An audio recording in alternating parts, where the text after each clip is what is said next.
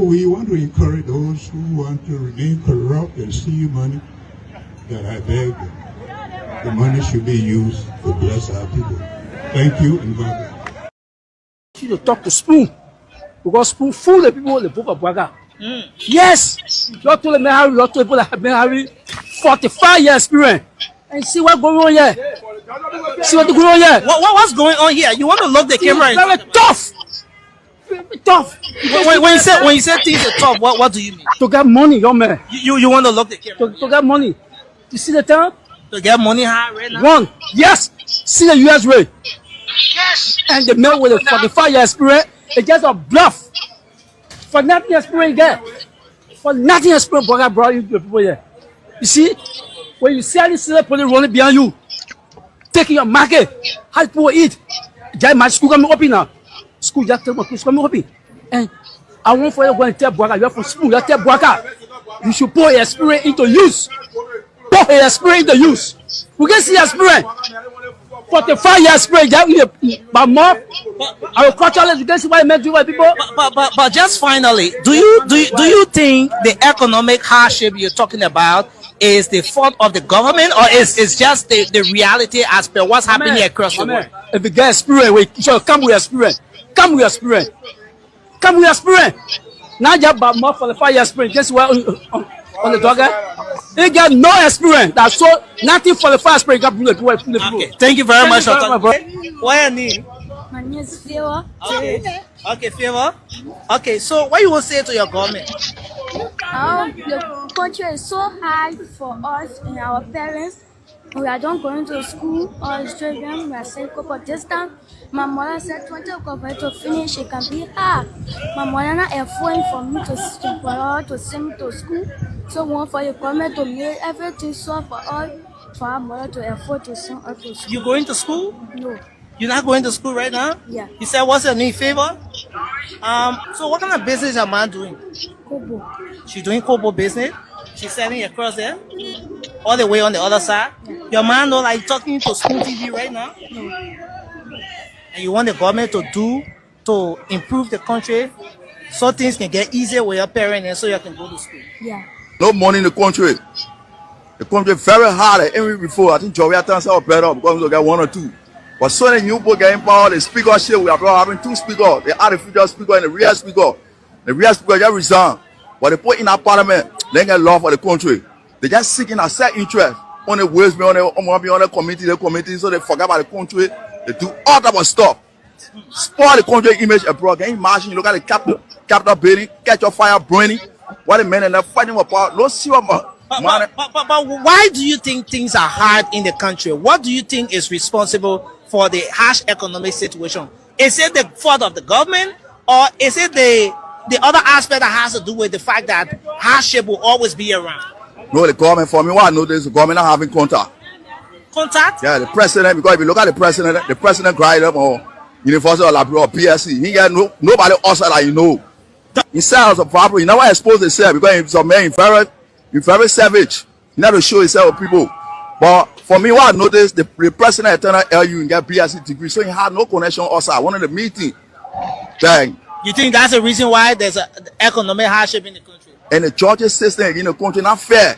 So no one can look at them living money and bringing abroad and invest because abroad law is very fragile. They don't respect the law. When it comes to the business, things are not really improving because the economic system is very high. Money is not coming in. People are not doing business that before. Okay. Yeah. People not doing business that before. Yeah. So money not coming in. Yeah, money not coming in. Okay, let's talk about the exchange rate, for example. What's the exchange rate right now? The exchange rate gone to 200. 200? Yeah. When was the last time you changed money for 200? Yeah, quite recently, like day before yesterday, I changed money for 200. How is business with you? Business is difficult right now.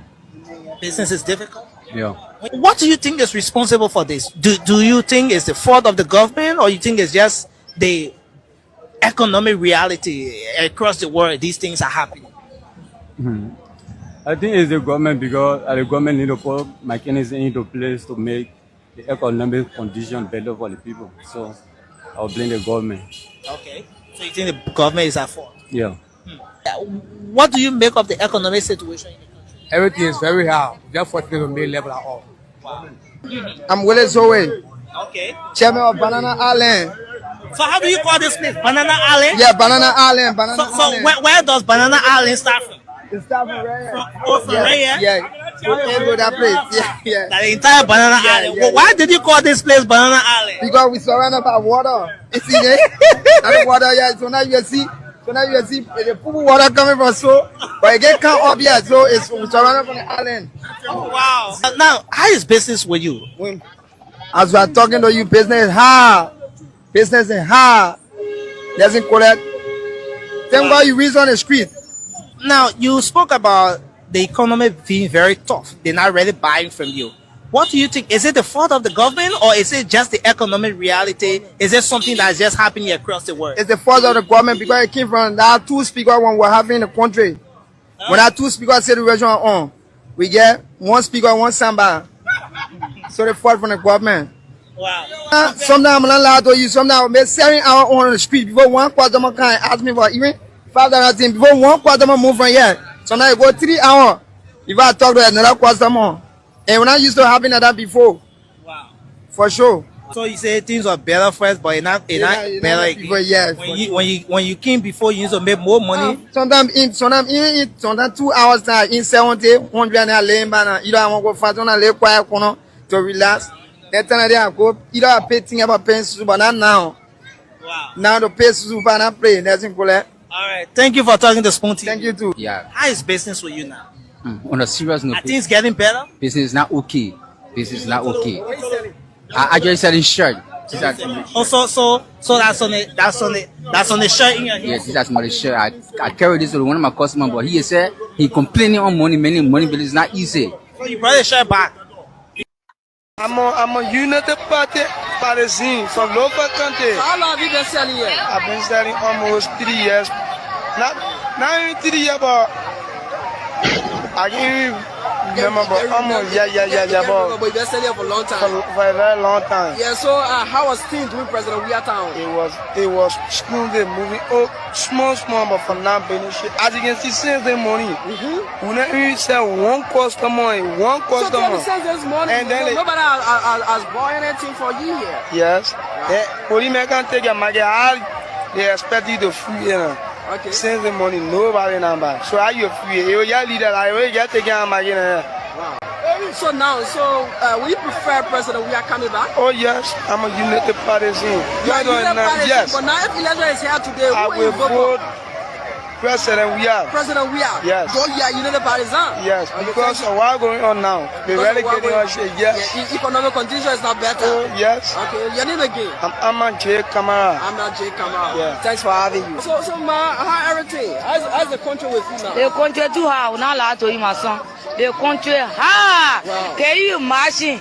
My children coming dre. The old shoe that on the bed, I take from there. Doing Jogia time. Yeah. I will buy different things. I will come at shopping. I buy different things. But the old shoe, yeah. I come from Breton now. I'm going to put it on and they're going to. So tell me now, what the facility now that will go on in the country? It's too hard. So you're saying that what you were promised by the Joseph Yuma Boakai government, that is not what you nothing. I'm not saying nothing working. Nothing working, brother. I will not lie to you. So what do you prefer now? Will you prefer Judge Mano we are coming back? I say I prefer 100 times. You know what I will tell you? My chicken, my dog, everything waiting. Nah. Everything waiting. I say everything waiting to vote for Joria. Wow. Yes, because I know the interest are in him, and I know that God sent him. Okay, God sent him. Yeah, God sent him. So, Thank you. Thank you so much. Thank you. So how is business going? How's business? The business is not really improving. So now you've been selling here for over some years, and so during the regime of Josh Mano Weir, and as compared to now under President Joseph Yuma Boakai, how can you compare business? You can't compare it because I can remember 2017 when Joe Weir become president for Labrador. As of the time I start making money on my own. I even bought Lendy. But anytime the party people come in power, something very hard. As you can see me, this is not my body. Things are hard. Yeah, so from the economic situation, the economic situation for President this regime is very hard. It's very hard. It's very hard. So it was quite better doing Josh Mano Weir time down now. Okay. Yes. So if you are grading the two government, who will you grade higher past them first? I will grade Joram government 100% and this government 10%. The same experience. Market the king. No buying. At least if they buying from us, we ourselves able to buy one thing, we face it. But when the money sends the money account, I only get 60. Sends the money. Send the money. Send the money. You miss the time. 11:26 a.m. When you came here? I came by 7 o'clock here the morning. Almost 12 midday. But now I'm telling you, I don't even say it. I just now go back $10 water to drink. $10 water. But from the West School were encouraging us and talk to us to vote to bring the paper in power. Now on Sepa we accepted it. From today onward, we see him again talking to the paper for him to see our constraint, straining ourselves in the market. Getting hardship. Liberia will get in hardship. You're not even seeing hardship here. Honor they come in. Except God at two. And Joseph Parker now change and submit himself before God and prostrate as a leader that he should know that God the one that made him president, not his popularity. And he put himself up and said today he president by himself. The nation will be in darkness on Joseph Newman Parker. The morning God gave me strong prophecy about the nation. Very, very strong prophecy about this nation. Just like you will not allow small children to tell market when they should be in school. They should be in school. We will not allow those young ladies to go in the street whole day yourself. The money you make can't even buy rice. All right, so fellow Liberians, hit for us the share button.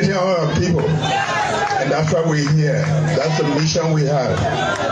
And I can assure you, if you check your calendar, it's exactly 4 months from today. Today's the 10th, right? When is the election? You start checking. 4 months to the date. After 4 months, you will see a new Liberia coming up. You will see a Liberia that will give you hope. You will see a Liberia where corruption will be a thing of the past. So, fellow Liberians, home and abroad, as usual, it is always and will always be a privilege for us to have you here. We are so excited again on another episode of the Redemption Hour. As you may be aware, the Redemption Hour comes to you on every Mondays, Wednesdays, and Friday. And on the Redemption Hour, we're going to be bringing various panelists to be discussing issues of relevance. The Redemption Hour is that particular alternative that will be able to give you the authentic information as it relates to what is happening in Liberia. You know, the Boakai-led administration, there is one thing that they are very good at.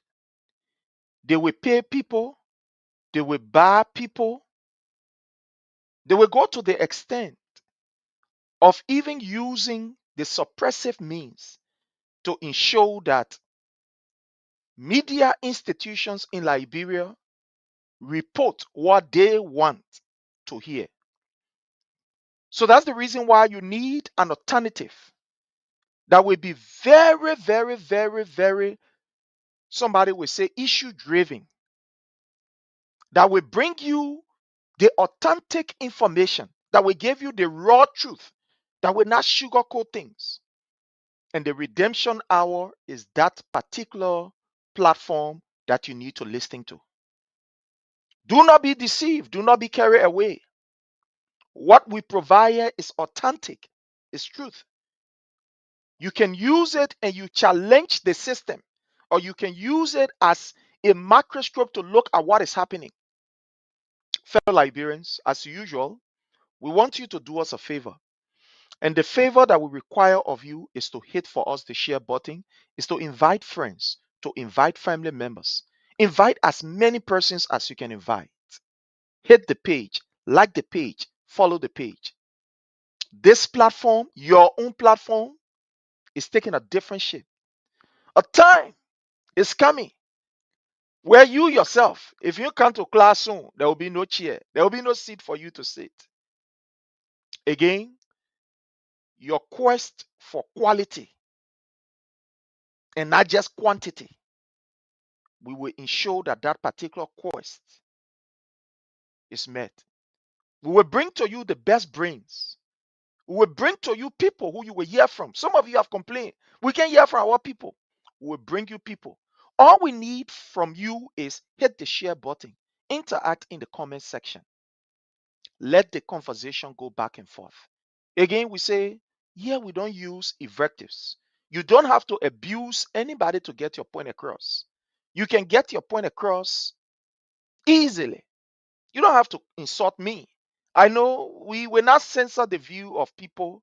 You don't have to insult me. I don't have to insult you to get my point across. This is now one of the platforms that we use invectives because we want the number. No, no, no, no, no. We are moved by the truth. We are driven by the issue. So again, join us. You are welcome. Share with us. Tag other people. And let's have a very wonderful, wonderful time on the Redemption Hour that comes to you on every Monday, Wednesdays, and Friday, 1 p.m. Eastern Time, 6 Liberia time. We have just a few announcements here before we can move on.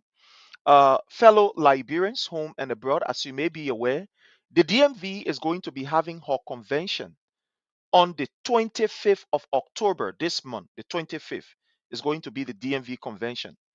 And all of you are welcome. If you are a citizen and living in the DMV area or anywhere you find yourself, you are welcome to the DMV convention. It's our own local convention. You are highly welcome. We also want to inform you that those of you who want to contribute towards the headquarters project, now for those of you in the US, the various medium of payment is now out for those of you in the US.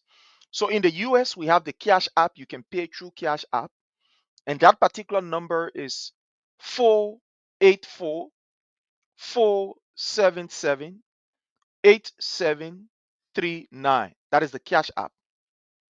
The Zelle is also 484 477 8739, the same as the Cash App. And then you have the bank, that is JP Morgan, the account number, which is 969052833. We will bring you some of the people who Okay, we'll bring you some of the people who are in charge of this. People from the Ways and Means. Okay, go and bring it. People from the Ways and Means Committee will try to bring you them here so that we can have a very wonderful, wonderful, wonderful discussion. So again, you are welcome to the DMV, convention, which will be the 25th. A very wonderful time. And fellow Liberians, just get ready. We bring you nothing but the best. We are grateful, fellow Liberians, home and abroad, to have with us, one would say, the brain behind the Redemption Hour. One would say the mitochondrium. That the biologist, those of you who understand, those of you who love the subject, biology, the very nuclear of the Redemption Hour. We want to say we welcome our brother. Again, all of you are welcome. As usual, hit for us the share button. Have a very wonderful time here. Let's go as we welcome some of our people. Let's welcome some of our people. We want to use this time to welcome our own sister, Madam Hawa Tote. Madam Hawa Tote, you are welcome. Thank you so much for joining us. Orita Tukpa, you are highly welcome. Thank you so much for your presence. Jerry Blama, thank you so much, Jerry Blama. We do appreciate you. Thank you so much for your presence here. We want to welcome Elizabeth. Thank you so much, Madam Elizabeth. We appreciate your presence. Thank you for joining us. I want to say thank you so very kindly for your presence here. Thank you, thank you, thank you so much. Want to thank you. Those of you who are joining us on the YouTube channel, if you are on the YouTube, we want to say welcome, welcome. Thank you for joining us. For those of you also on the how you call it, the X, we want to say thank you so much for joining us. For those of you on our Instagram, we want to say thank you so much for joining us. And on my personal, profile, those of you that are there, we also want to say you are highly welcome. I mean, those of you who are all over the place, we want to welcome all of you. You are a family and you owns this platform. We want to say thank you so much. Again, do not hesitate to make your recommendation. Do not hesitate to also call in during the calling section. We are working on having a number in Liberia, but it's a gradual process. So they say the child got to start first of all trying to sit down, before they can start crying and etc. etc. So we are getting there, as Teacher Light will always say, we are getting there. So please, again, hit for us the share button, invite friends, invite family members, and we're going to have a wonderful time here. Agnes, thank you so much, Agnes, for joining us. Uh, Jay Ramsey, thank you so much. Ava JJ Peters, how are you? Thank you so much. Jonathan Moore, we appreciate you. I want to welcome our own mother, our own leader, Madam Orita Pale Reto. You are welcome. Emmanuel, thank you so much for joining us. We do appreciate you. Rich Mo, thank you so much for your presence here. We do appreciate you. Thank you so very kindly. It's always a privilege, always a pleasure whenever we have people like you, who owns the platform. Remember, this platform is your platform. It's not for us. We are just here sitting and doing what you want us to do. On this note, we are grateful to have with us the engine, the brain behind this entire stuff. The Honorable Randolph Masekwe Dubayu II. Yeah, I like this man philosophy. Craig give blow. Craig, he can never. You turn it upside down, you knock it down, forget it. He will never give blow. But man, Craig, if Craig is your neighbor and they say Sherry is about to die, we need blood. Just know you die. But Craig don't get blood. He will look at you and say, "Hey God, I hope I get blood." A man doesn't give what he doesn't have. In short, and they attempt to get what you don't have that's sitting right there, or misrepresentation. So Craig doesn't have blood, and I invented that saying when Mr. Boakai was inaugurated. The same day of inauguration, he proved to the world that he's a crab. He has no blood, so he can give it. We saw him almost, collapse, but by God's grace, he was resuscitated. And so when we say Craig cannot donate blood, that's what we mean. So let me join you to say welcome to everybody. I see Wilton, I see Leo, Lawe, I see Joe, Disazo, I see Paul, and everyone on our show. Right now, do not be moved. Don't be moved by what you see, by what you hear.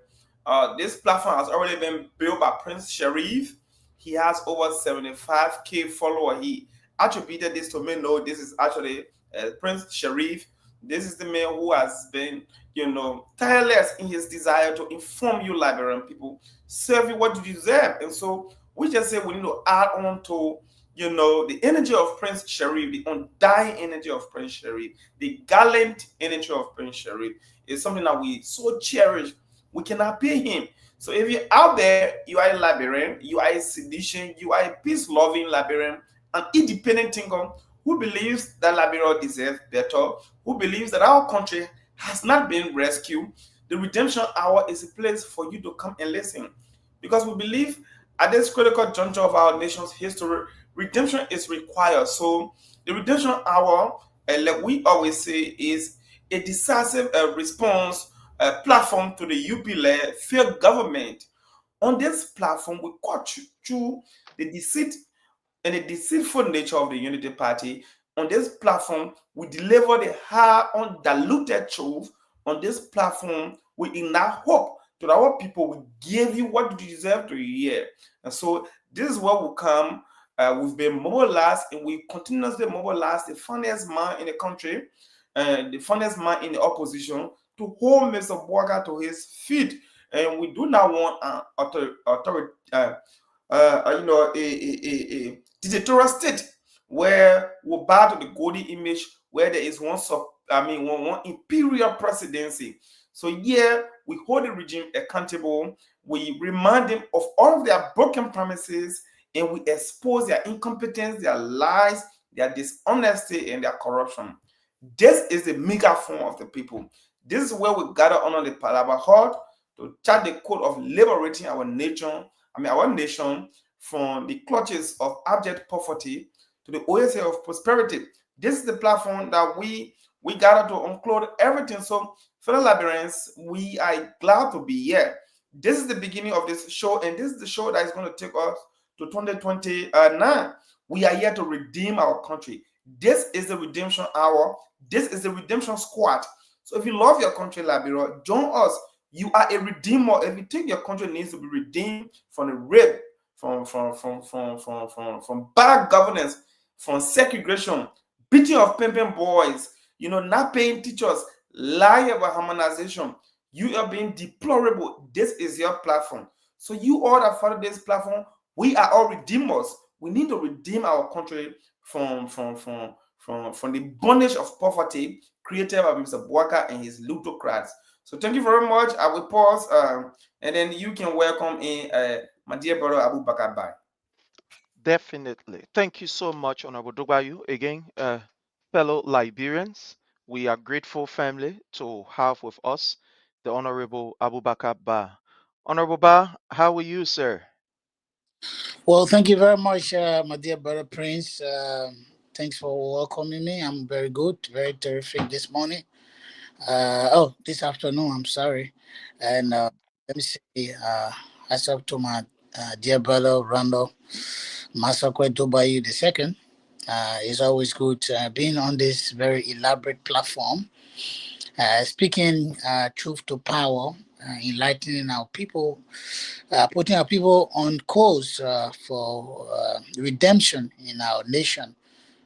We've seen our country has retrogressed to a very, may I say, imaginable, irreversible, path on Mr. Joseph Numa Boakai and his cabal of crooks who are in power today, who campaign on transparency, accountability, development, freedom of speech, freedom of expression, protection for the citizenry, human rights, dignity, restoration. All of these things we listen to them during the campaign time. But what we have seen is a total reversal. And what we've seen in our country, we are afraid that we are now moving towards democratic erosion or backsliding under Mr. Joseph Numa Boakai. Hence, we are very concerned, patriots, nationalists who believe that Liberia deserves better. Hence, we cannot keep quiet, and this is why Martin Luther King said, it is he who that sees injustice being permeated and keeps silent is as guilty as the one who perpetrates it. And so we cannot sit very quietly in our cocoon of liberty, believing that Liberia is on an irreversible path for prosperity when we see spike in poverty. We see human rights indignation. We see proliferation of narcotics, especially so in the presidential cycle. People who are around the president, they be linked to, narcotic, drugs abuse. Our children's future have been stolen from them.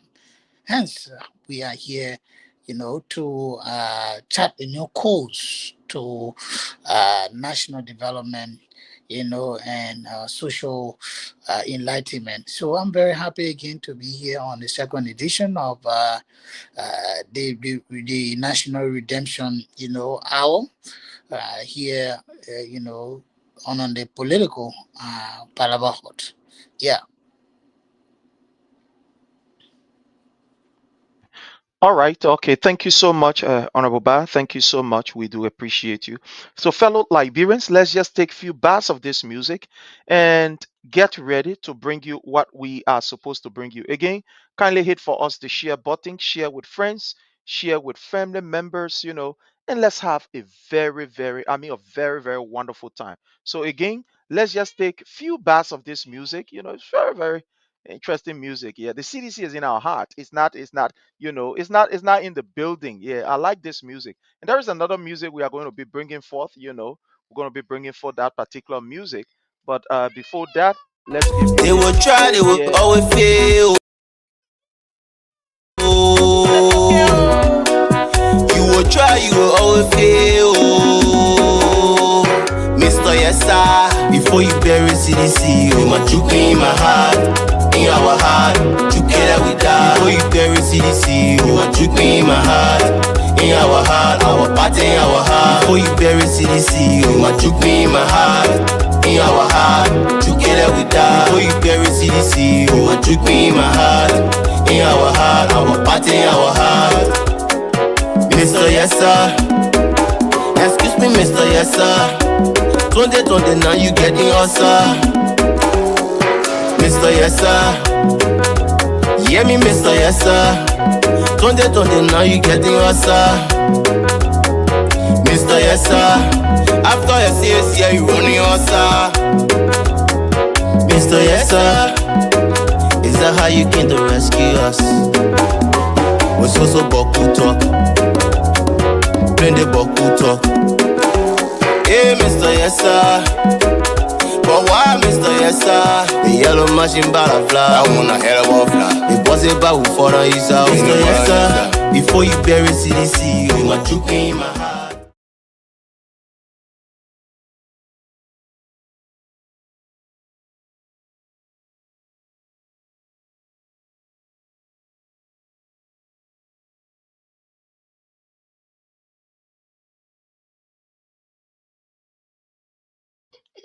Okay.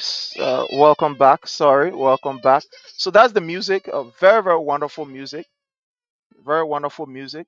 Before you bury CDC, before you can kill CDC, before you can do whatever you do to CDC, it means that you must get in our heart, and that which you will not get. So at the end of the day, CDC lives on.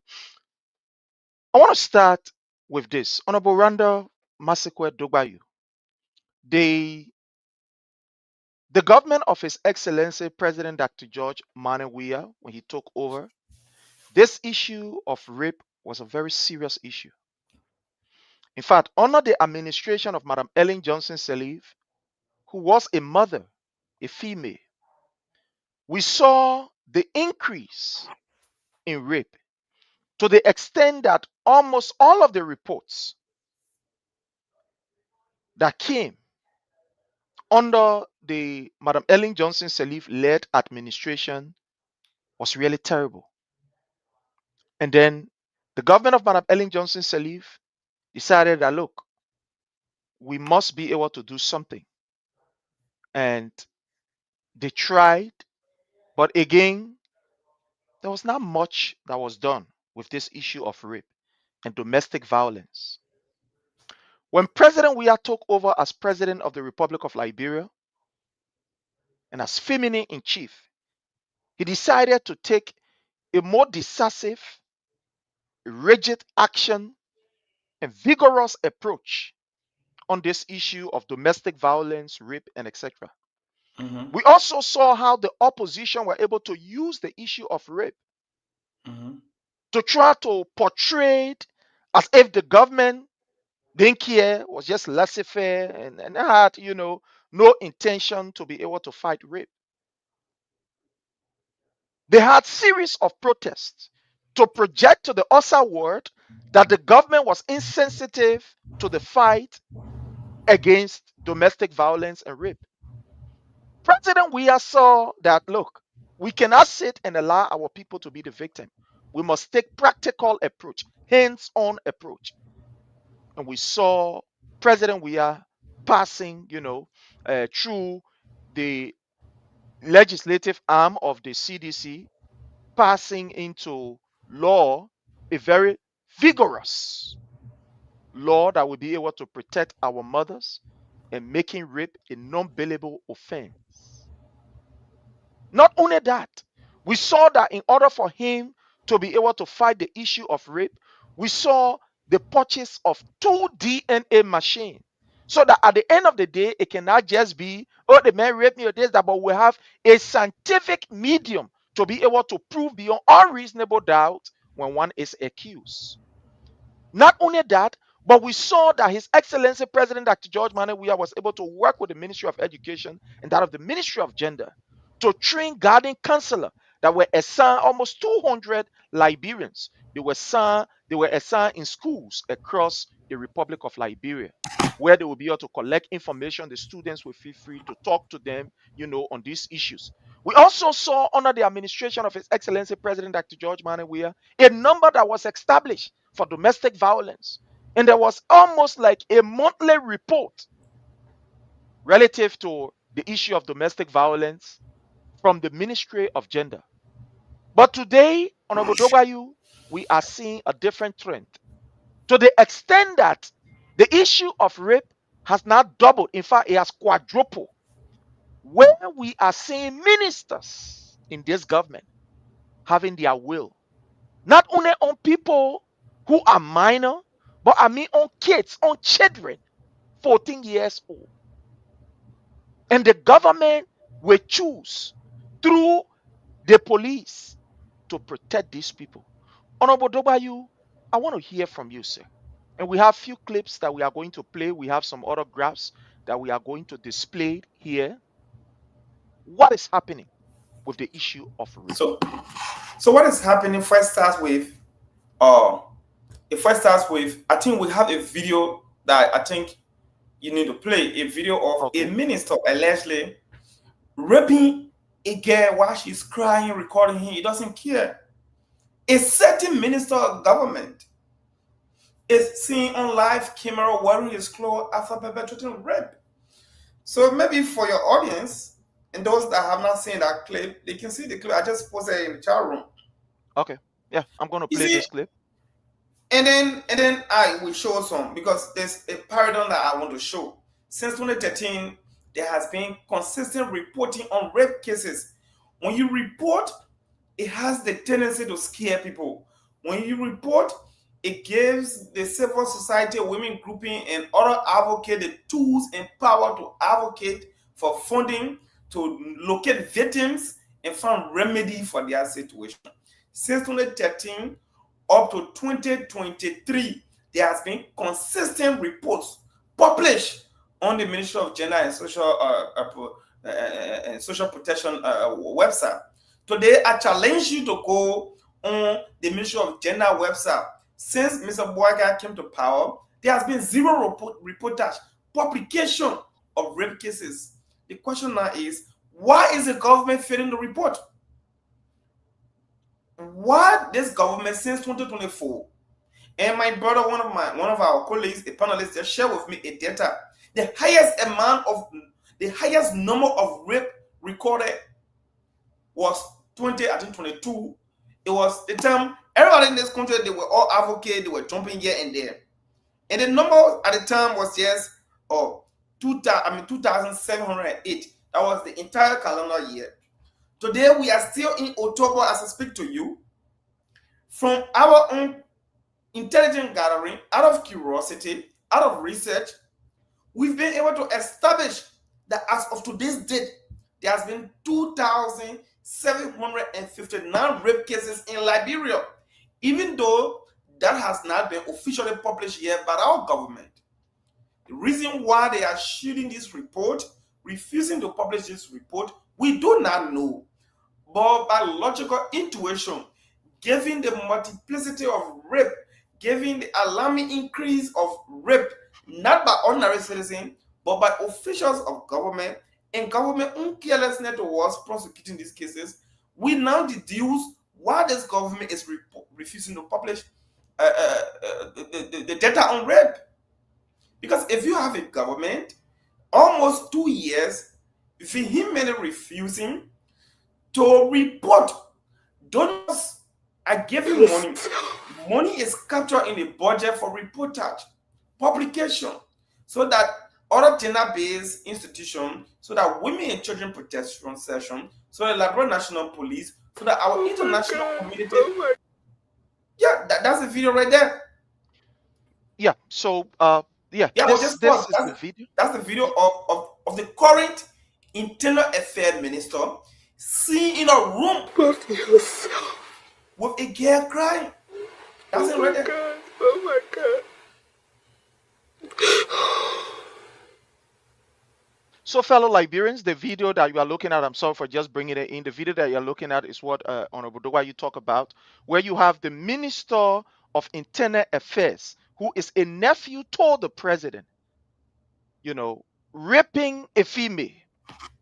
And she crying in this video. So we are going to play the video. The sound is a bit graphic, but don't worry. Just here's the video. Oh my God. Oh my God. The guy, oh my God. Oh my God. What did you put in my not remorseful. Oh my God. Holy mercy, I ain't a raping somebody for what? What is this? What is this? Oh God. Wow. So just to read it, right? So you were talking about why. Firstly, let's assume for the purpose Abu Bakr of debate. Let's assume for the purpose of being realistic for a second. Let's assume the individual in that video is not the Minister of Internal Affairs. Let's assume he's an ordinary Liberian. But Abu Bakr, to this point, the perpetrator in that video has not been formed by the Liberal National Police. Let's assume that person is not a minister. We know he's a minister. We know he was appointed by the president to serve. We know that he should be protecting people, young girls and women. We are seeing him abusing broad daylight a girl on camera. She's crying and he's wearing his clothes with glamour, with no sense of humanity, no sense of pity. There's no dollar, nothing to make him sorrowful. But let's assume he's not the minister. He's an ordinary Liberian. That girl still needs justice. Maybe people will say, okay, there are different men over there. Okay, why up to this time? Even assuming, because I listen to them on their show, Cash Reloaded, the Elite Reloaded, I listen to them saying that the individual in that show is not the minister, it's somebody else. Let's assume they are saying the truth. It is somebody else. That person, do they have passport to rape anyone? Let's assume it's somebody else. That girl in that video, doesn't she deserve justice? Let's assume that's somebody else. That person in that video cannot be arrested and located. A Liberian girl, a Liberian lady is crying. She's grieving. That could be your sister. That could be your daughter. That could be your mom, your wife, your auntie, your grandmom. She's crying. But yet, you have a government extremely holy, selective in their fight against rape. So we're just telling you about the report. So I'm telling you why this president has done little or nothing, because he appoints people surrounding him who have the mentality of rapists, who are raping. The issue of rape has increased, and as we speak to you, I'll just give you the number, 2,759. And the link is also in the chat room. You could share the link. You can share it. Now, that's just a report since 2013. And through all our region, you see the data. Whether good or bad, we were publishing, we were reporting. When you report, it suggests that you want to find remedy. You want donors to come in. You want the people to be aware, to be on the alert. You can create hotspots, vulnerability hotspots in the country. You can do a predator map to say, in this community, Jopotan, be careful how you go there, because there are a lot of rapists there. In America, it happens here. You know what I'm talking about. If a rapist comes in your community, he will register so that everyone around there will be on the alert. The reason why people can report is for these purposes. Why our government is failing to report? It is not on their official website. It's just so simple to deduce that because they are condemning rape. They are appointing rapists in our government, and they just feel proud. And it second means, Prince, it second means this government is careless about rape because they have rapists all in their government. That's just the simplest reason why they are doing little or nothing to fight rape. Thank you very much. Thank you so much, Honorable Dogbayu. You know, this is really troubling. When you look at these reports that are coming up, it's really, really, really troubling. We are going back to the dark days. It's almost like the day where, you know, I remember during the war, where these, you know, rebels, they would just have their will and walk away scot-free, use it to intimidate people and etc. But thank you so much. Let's go to Honorable Abubakar Ba. Honorable Abubakar Ba, you are a father.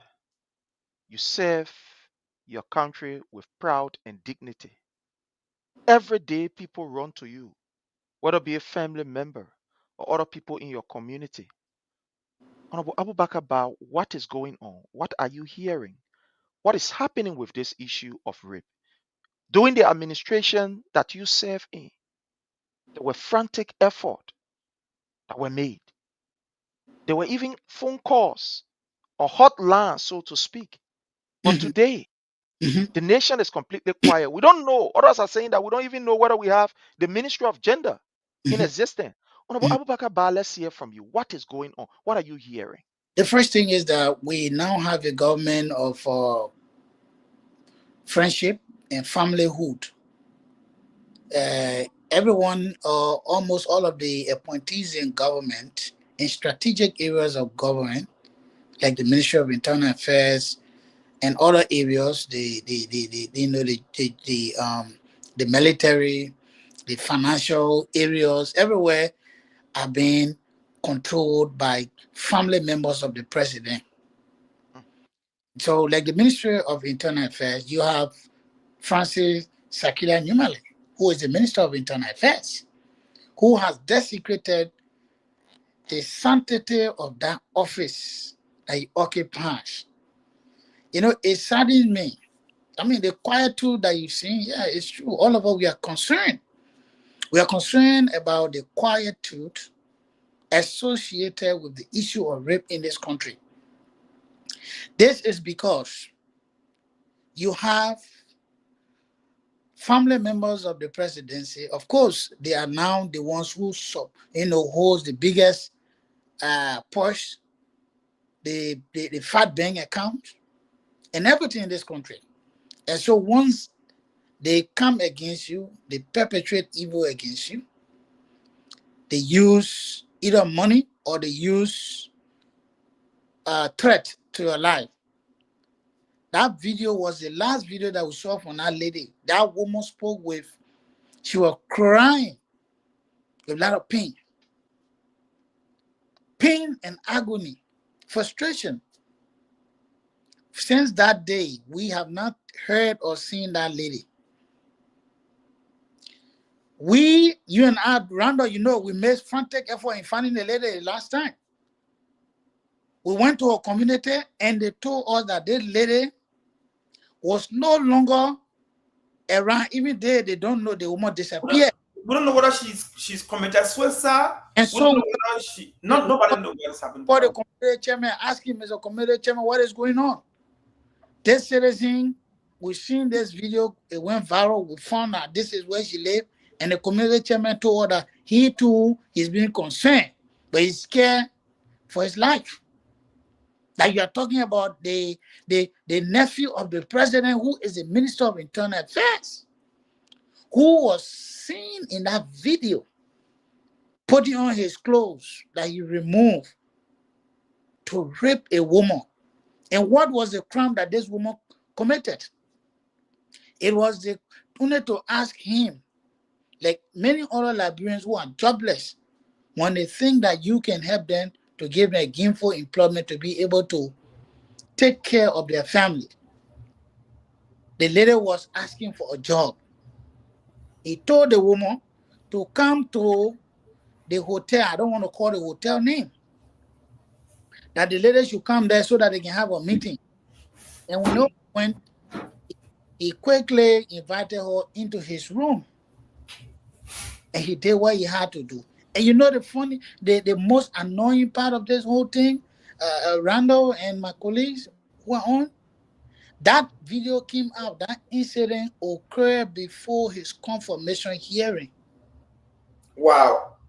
That man was able to go to the Liberian Senate, where you have people like Darius DeLong, Yomble Kanga Lawrence, the like of Prince Moyi, people who yesterday under the CDC-led government were pretending, the Boto Cannon, pretending to be champion for women.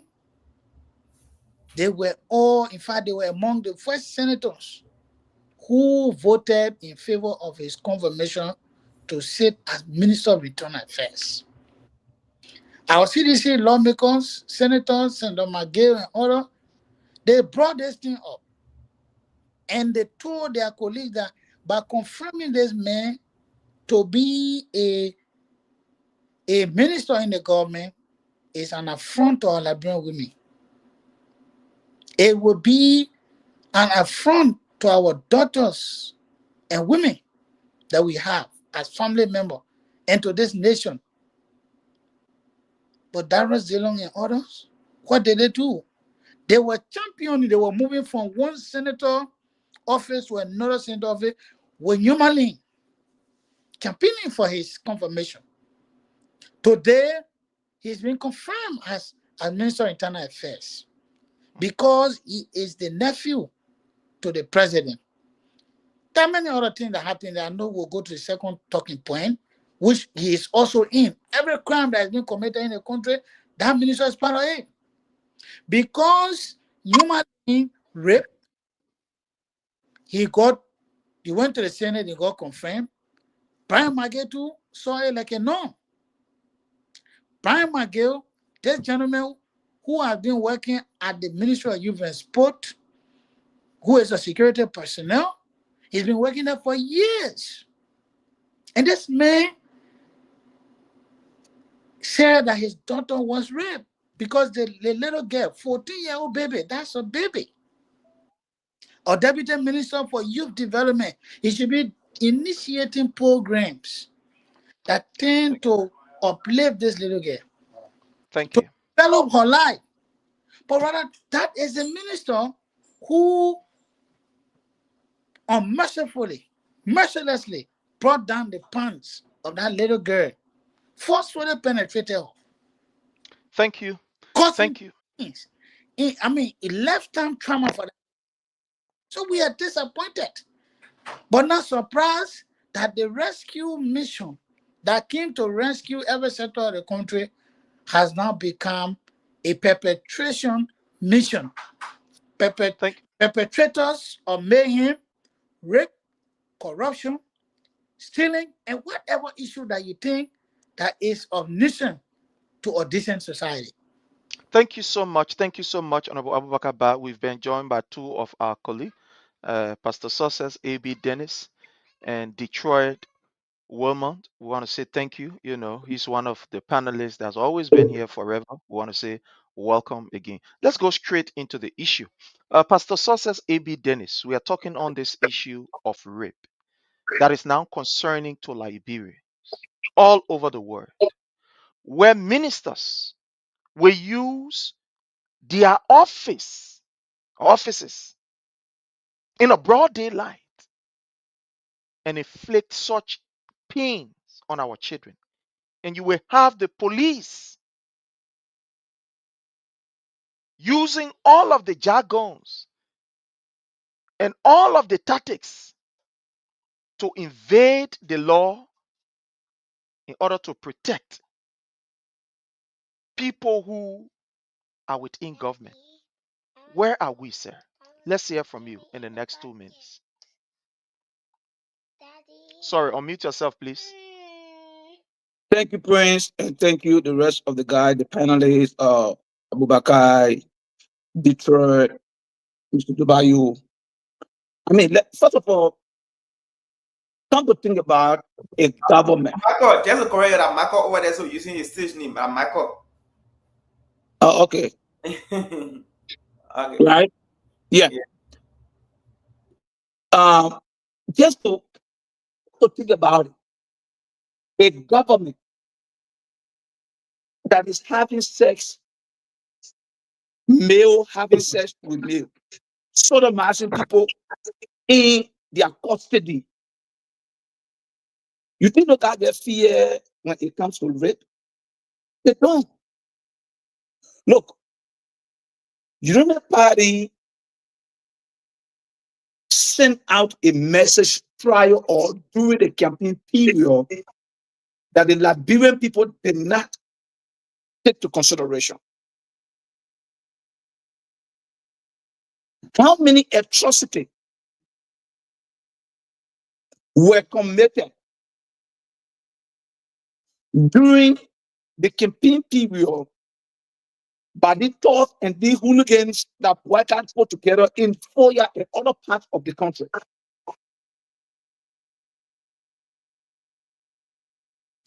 Look at Queen Johnson being rewarded. And we're talking about rape here, but I don't care. I don't care. Even let's assume that the lady on that video crying was not raped. Let me play the devil advocate here. She was not raped. But the question is, you saw your second cabinet minister of internal affairs.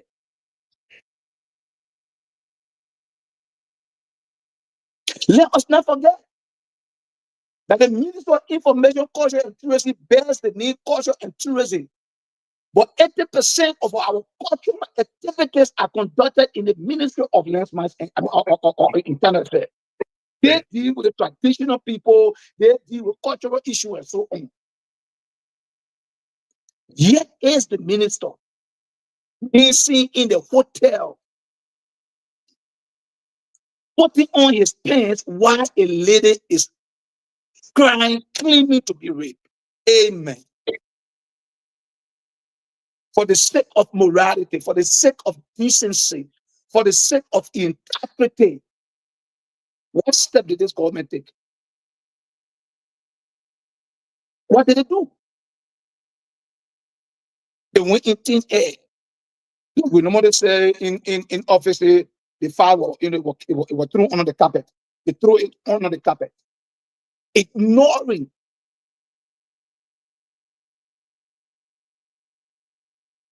such a genius, or crime. These guys don't care. Look, the people introduced their government to the Liberian people with massacre. And we come here, we're talking about rape. The people moved on Timor County over the CDC as the net record. If 2 weeks later or a month later, they were in King George shooting live bullets at the very people that voted them. Thank you. And we're talking about rape. These guys don't care, Prince. These guys don't care. Thank you so much, Pastor Success A.B. Dennis. Let's go to our brother Wilmon. My brother Wilmon, the issue of rape is very serious. Yes, salute to you. Salute to our new brothers, Mr. Bob, Mr. Michael, my boy Dennis. Salute to everybody and the follower. You please have to share the video. Yeah, you share the video, please. Let me tell you, this is an old story, as Dennis said. Let me remind the followers here. You please read the Unity Party playbook. You read that doctrine. It's a party of violence, serious violence. They don't let debate. The Unity Party don't let debate. They don't go to insult. You see there now from the minister, Jeremiah Pia, Sando Johnson, all these guys insulting what they call leader of promise. But you look at the whole structure of the Unity Party from Ellen Johnson, Serif Town. I said, you must read that playbook. They're not tolerant. They're party of violence. They love power. So look at it. They're trying to drag now Musa Dean, the former minister. They're trying to drag Musa Dean other than the court. There's a two-tier justice system in the Republic of Liberia. Two-tier justice system. So no matter what we talk here, it's only in favor of them. They will crack down the opposition. Let me tell you, they will crack down. That rape that rape people call it VLA. That VLA. Is our CDC person or the opposition from ANC, from the other party, Gongro, other places, they were dragged into court. They were not even Western. The people keep a wish hunt. They're not governing the country. I mean, I remind Liberians here. The United Party is broke. Broke. I told people, the followers, they are here tonight. I live in the West. They have been blackballed. They have been out there. They can receive 2 years now going to Joseph Boakai presidency. What you can say about them? No fingerprint for them. They only come up propaganda that why they got their own station, reloaded to spread gibberish and lie. They stay in a propaganda move. They're not covering. How we paying taxpayer money to this minister? They establish their own podcast to tell the Liberian people. And look at the podcast. Who other follow a so you pace. They can bring nobody else on that show. They can never. They're not here for debate. Now, why if you look at Spunto now, the table is turning. Look at the opposition at on Spunto. They can hardly appear. Their own men are brought into power. The state are brought into power through gibberish, lies, all the propaganda. 6 years they've been spreading our country today. What they all come? But the president told the country. I don't like people quick to forget. Our 78th anniversary, our independent. Joseph Boakai told the Liberian people the country is hard. He won't flip-flop. When people condemning the government, the country is hard. No money. No money. Look at the country. Nothing working for the country. They don't catalog nothing yet. No signature project of the Unity Party. No signature project. They were lying. You know what they're not admitting yet? Because they lied to the Liberian people that Georgia never did nothing. We can catalog Georgia project on many fingers. Is there? They made fingerprint in the country. You like it or not. Look, it's already loud. When the main arrival in the country, it's a signal. You don't have to be a rocket scientist or you can see the writing on the wall. The only thing will concern the opposition, especially the people within the CDC. I've said it on many occasions. You protect your president. That's all. You protect your president every form. The president, if I love with me, the president might even go on country tour. If it left for me, these people are, let me tell you, I tell Liberian people, the only men are standing in the Unity Party, are standing to damage the Unity Party with our power, the law, that only George we are. I'm not condemning the other opposition, they will try. But Georgia is the only man standing. They know that's a fear they get in the country. Look at the arrival of the president. So that thing that happening about rape is a two-tier justice system. We talking, we're not talking. The Unity Party officials or that surrogate will always be protected. They will wish on the other opposition people. Thank you so much, my brother. With my take on this issue of rape, fellow Liberians, like my brother Jake said, and everybody, it is not strange to the Unity Party. When you follow the Unity Party history in Liberia, it's a party of violence. It's a party that will use every means at any time to ensure that they get what they want. They will not usually succumb to the will of the people, the democratic will of the people. No. Rape is part of their playbook. We saw this during the war. Joseph Newman Boakai, who is accused, in fact, from all indication, a member of the Lofa Defense Force. Remember what happened during the war? They used rape. Rape was not something strange. But what is even more appalling and fearful is to see a government that took oath to defend the people, a president that stood and said, I will defend the people of the Republic of Liberia before God and before men. To see this particular government will shield the issue of rape, to see that this government will be able to play a lackadaisical attitude on the issue of rape, especially on a minor. Ego, where are we going? To see this government, from all indication, a general to say now rape has become a league, almost like they playing rape league. They will get a cartel league. Now we get now rape league. For the Ministry of Youth and Sport, it jumped for the Ministry of Youth and Sport into the Ministry of Agriculture. For Ministry of Agriculture, we are hearing now is to LPRC. For LPRC, according to reliable information that we have gotten now, the Ministry of Education also a DEO, District Education Officer in Grand Cape Mount County. Rape is 16 years old that they are hiding. We'll bring you that information. What is happening, my people? What is happening? And the government is doing absolutely nothing. When you look at all of the graphs, you will see that the issue of rape is now alarming, it's increasing. Like Honorable Doba, you said from the very beginning, look, when you report this incident, as the report continue to flow, it helps to some extent discourage people who are involved in this kind of attitude. It helps to be able to give the people understanding relative to how they can be able to prevent it. It is unfortunate that today the government is protecting rapists in the midst of terrible situation where all of the reports from the international, we have these reports here that we display to you, is sending out a negative signal in Liberia. Amen. For you to even say, okay, let's try to fight this. But the government is protecting these people. Again, fellow Liberians, it is not strange. This is where we find ourselves. We are grateful that we have with us our sister Ashanti Kruma. How are you, Mama? Welcome. Thank you so much for So your since we presence. have a female on Prince, and for the purpose of the new audience just coming, I will encourage you to replay that tape and let her from a woman perspective how she feel.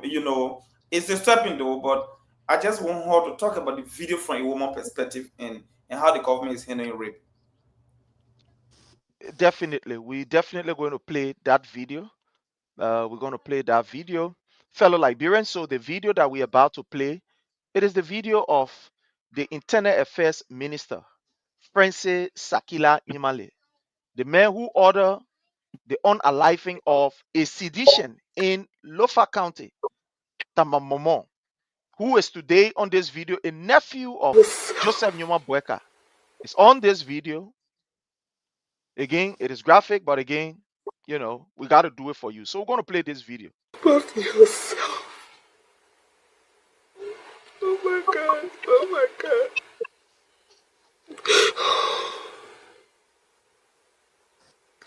Why did you put it like this? Only medicine your head and raping somebody for what? What is this? What is this? Oh God.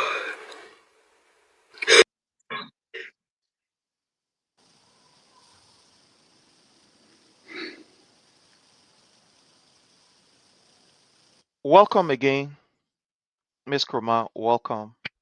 I'm sorry. I know you know, it's emotional, Yeah. but let's hear from you. You are in Liberia. Well, thank you so much for the privilege and the opportunity to have me on this platform. First of all, as I was saying that graphic, that sensitive display of a certain government official, involving in such an act is troubling and also saddening. You know, Currently in Liberia, rape has become a sport wherein government officials are actively engaged in abuses, especially gender and sexual based violence against minors.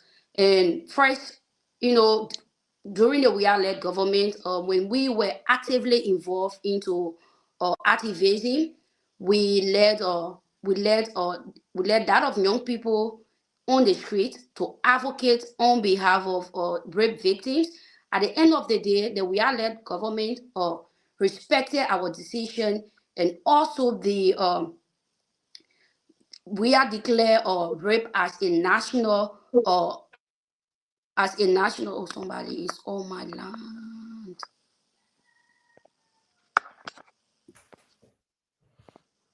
Prince, I'm cutting up the video you just displayed. Who in the background? Who the men are in that background? Danimane? Yeah. Yes. But wait over, Prince. Listen to me. You are getting video. We're in the West. We're in the West. Please, please send that video. I'm in Europe, please send that video to me. What? It's so evident that they will be dismissed. We still need a human right. What you are talking here, so? Hold on. Listen to me. Let me tell you something. That the weakness are not like CDC people. That the weakness that what I say are not CDC. I'm on George. We have faith. Let me tell you something.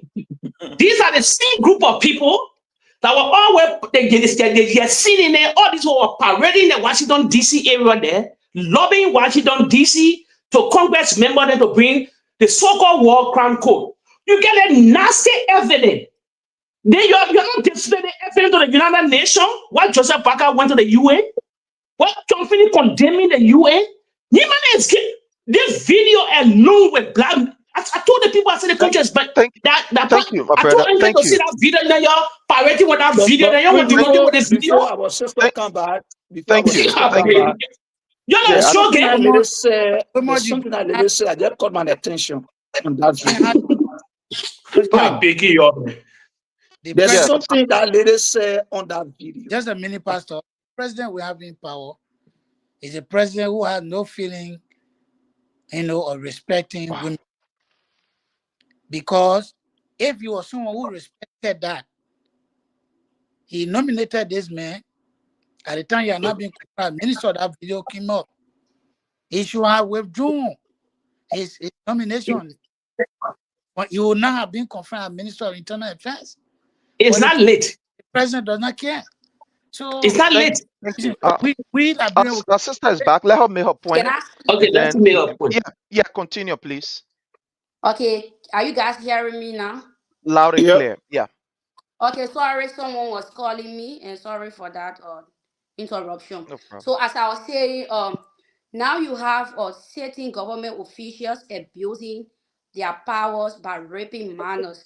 When we were actively involved in activism, especially against sexual and gender-based violence, we demanded that we are led administration to declare rape as a national emergency, and which was done. But here we are under this regime. We have seen abuse of power. Not just that, we've seen people in top of offices shielding government officials from being arrested and from facing justice. Like the case of Brian McGill, this is not typical. As I'm sitting right here, my brother is accused of rape. Is currently at the Morovia Central Prison. What happened? We've seen this girl, the particular girl that accused my brother of rape, has come clean and said that my brother never raped her. It was her mother who forced her to lie on my brother. We've been behind this government to accuse my, to like relieve him of that particular accusations, but we are nowhere, and they are even asking us to pay money to the government. So if we see these things happening before our eyes, it burns us, and because we are female, we are women, we cannot sit to watch these things happening. But again, this is what we have under the Boakai-led government. When power or rule of law is no longer an ethics, when rule of law is abused, when rule of law has been sabotaged. So what I can say is it hurts my heart, because not just because I'm a female, but also I'm a mother. Coming up, we were, there are a lot of things that we were introduced to when we were coming up. And some of us, we cannot say we were abused, but some of our friends that we grew up with, as are victims of sexual abuse, of rape. And today they are not even, they have not even or like healed from the rape or the stigmatization. And today you have people in government raping young women, I mean babies. That is so much, so much disgusting. And what is disgusting? And what is disgusting is to see Gogre come on backing a rapist. That is the most disgusting and disheartening thing I've ever seen in my life. Maybe one can say that Gogre Coleman and Bryant are involved into sodomizing young men because it is alleged that Gogre Coleman is a rape, is a gay. So it is clear that Gogre knows, Brian knows something about Gogre, that Thank him, you. Gogre, now it is his turn to back Bryant. Thank you. Thank you so much. Distinguished colleagues, because we have other topics to touch, we just use the next at least maybe 30 seconds or so. Yeah, 30 seconds to just kind of like round this whole rape issue up. I have a report here, and this report is really damaging to the extent where in Lofa County, about 500 girls, I mean kids, who should be going to school. We are looking at the video where these children have now been forced to go to, the bush school, so to speak. And when they come up, they are immediately forced into marriage. I am not against our culture, I'm not against our tradition. But to the extent where these children are now forced at the age of 14, at the age of 15, at the age of 12 to marry to people twice or even, twice their father ages. It is scary. 500 of them. 500. That's not 100, not 200. And they will subsequently get into marriage. Let's look at the effect that this thing is going to have on our society, on the education sector, on the human resource development of our country, in building a vibrant society, taking into consideration these kids in the next maybe 5 or 10 or let's say 20 years to come. How is it going to affect our society, our population? Yeah. Let me take the lead on that because Yes, go ahead, sir. yeah, let me take the lead on that because I used to work with the Ministry of Internal Affairs, so I know what were some of the things that we did as it relates to why it is true that we respect our customary and traditional way of living, our people, tradition and culture. All of us, we've got our cultural background that we come from, depending on which part of the country that we come from. So during the George Weah administration, what the president told us to do was that whenever now we just have school reopen, that this academic year has just started, we ensure at the time during the last 6 years that whenever schools are open, there should be no poro or Sunday school open, so that all of the children can be able to go to school to learn. Whenever you have the academic, school year ongoing, like what we are now having from September, there should be no poro or Sunday school open. All right. And then what were some of the things that we also did? We worked with UN Women to ensure that there were some skills, some vocational skills being provided, tie dyeing, soap making, and many other forms of livelihood to these children or to these young girls and boys, so that they could not be sitting idly if their parents don't have money to send them to school. They were doing vocational things. They were not in the butchers, while their friends were spending quality time, attending to academic lessons. So that report of 500 girls being subjected to the bush school in the Liberian parlance. To be subjected to the bush school while their friends are going to school is troublesome and it's worrisome, and it tells you about heartlessness and clueless government that we are now having now. They are the ones who portray themselves to be the most society, the most educated, yet they cannot come up with policy to stop these, Thank you. school operating while schools are open. Thank you. Thank Unfortunately. you. Thank you so much, Mr. Ba. We'll go to Pastor Success A.B. Dennis, come to our brother Wilmot, and then to our sister, and move on to Honorable Dubayu. You're listening to this. This is scary. This is terrible. Like Minister Ba rightly put it, during the operations of school hours, the government said, we are not going to, we are encouraging, let's put it this way, we are encouraging people to ensure that, our children have quality education, that they are prepared, close the bush school. And then when the schools are closed, the children can go to the bush school. But now we are seeing that while our children are going to school, bush schools are open, and they are being denied, the means of education like other, kids maybe in the urban area. What is going on? Let's hear from you, sir. Just conclude in the next 30 seconds or so. So Prince, whatever this government is doing, it's not surprising, right? Like my colleague from Euro just said, nothing here is surprising. We saw. I'm sorry. Are you getting me? Yeah, I'm sorry. Okay. It's not surprising because we saw these things happening on the watch of the Unity Party. People were on milk. The international community was hugely present in Liberia. All right. We saw these things happening.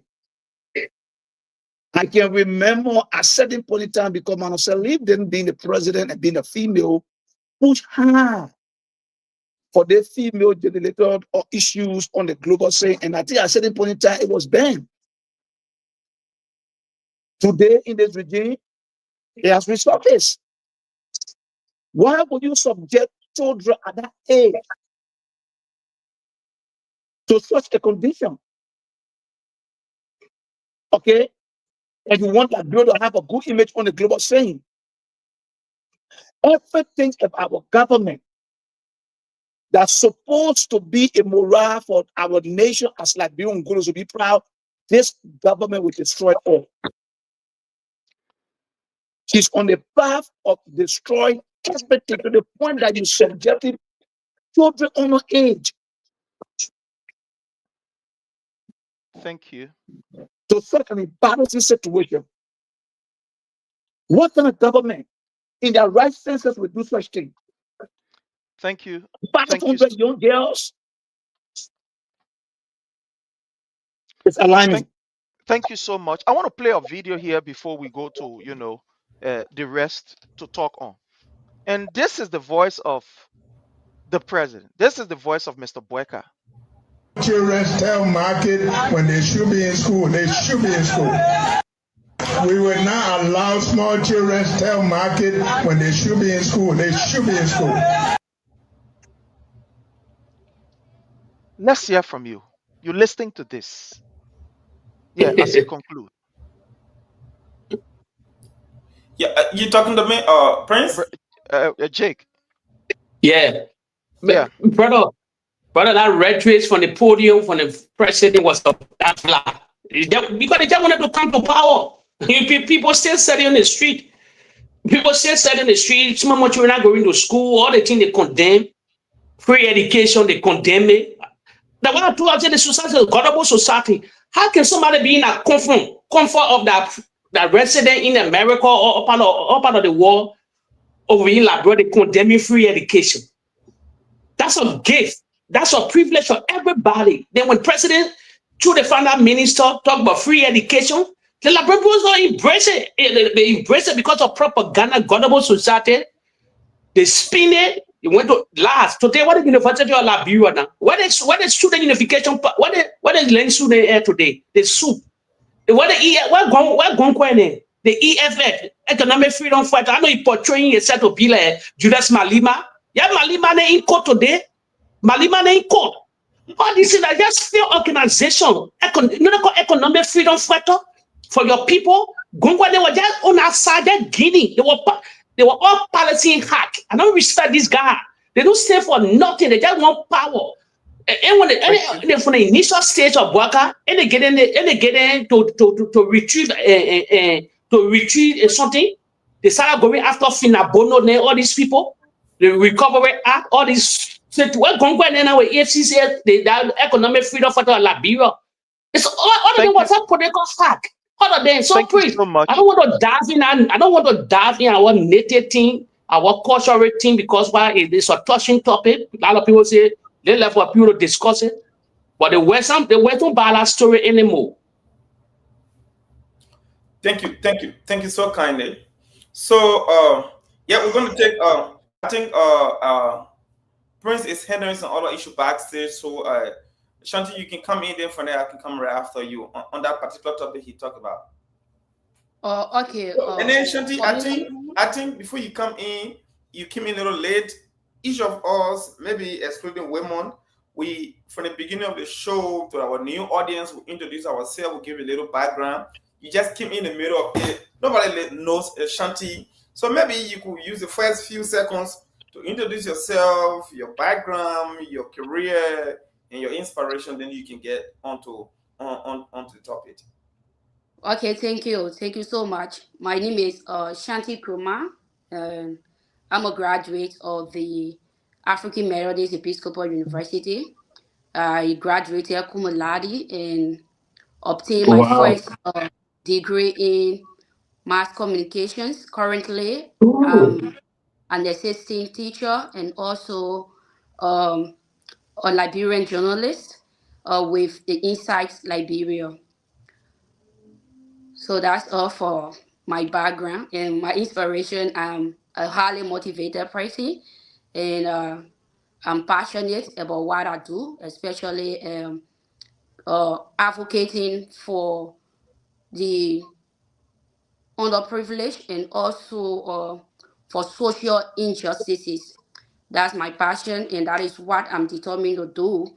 And on the topic, Yeah, before you go to the topic, Shanti, yes, I mean the only female among high-headed men here, so you like the queen, the princess of the show.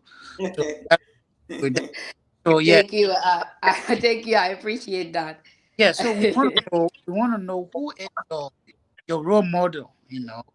Let's just know that about you. Then before now, you can transition into that. And I found out they say, do you really just want to be a journalist or want to be a lawyer? Because I see something like that in the background, though you not talk about that.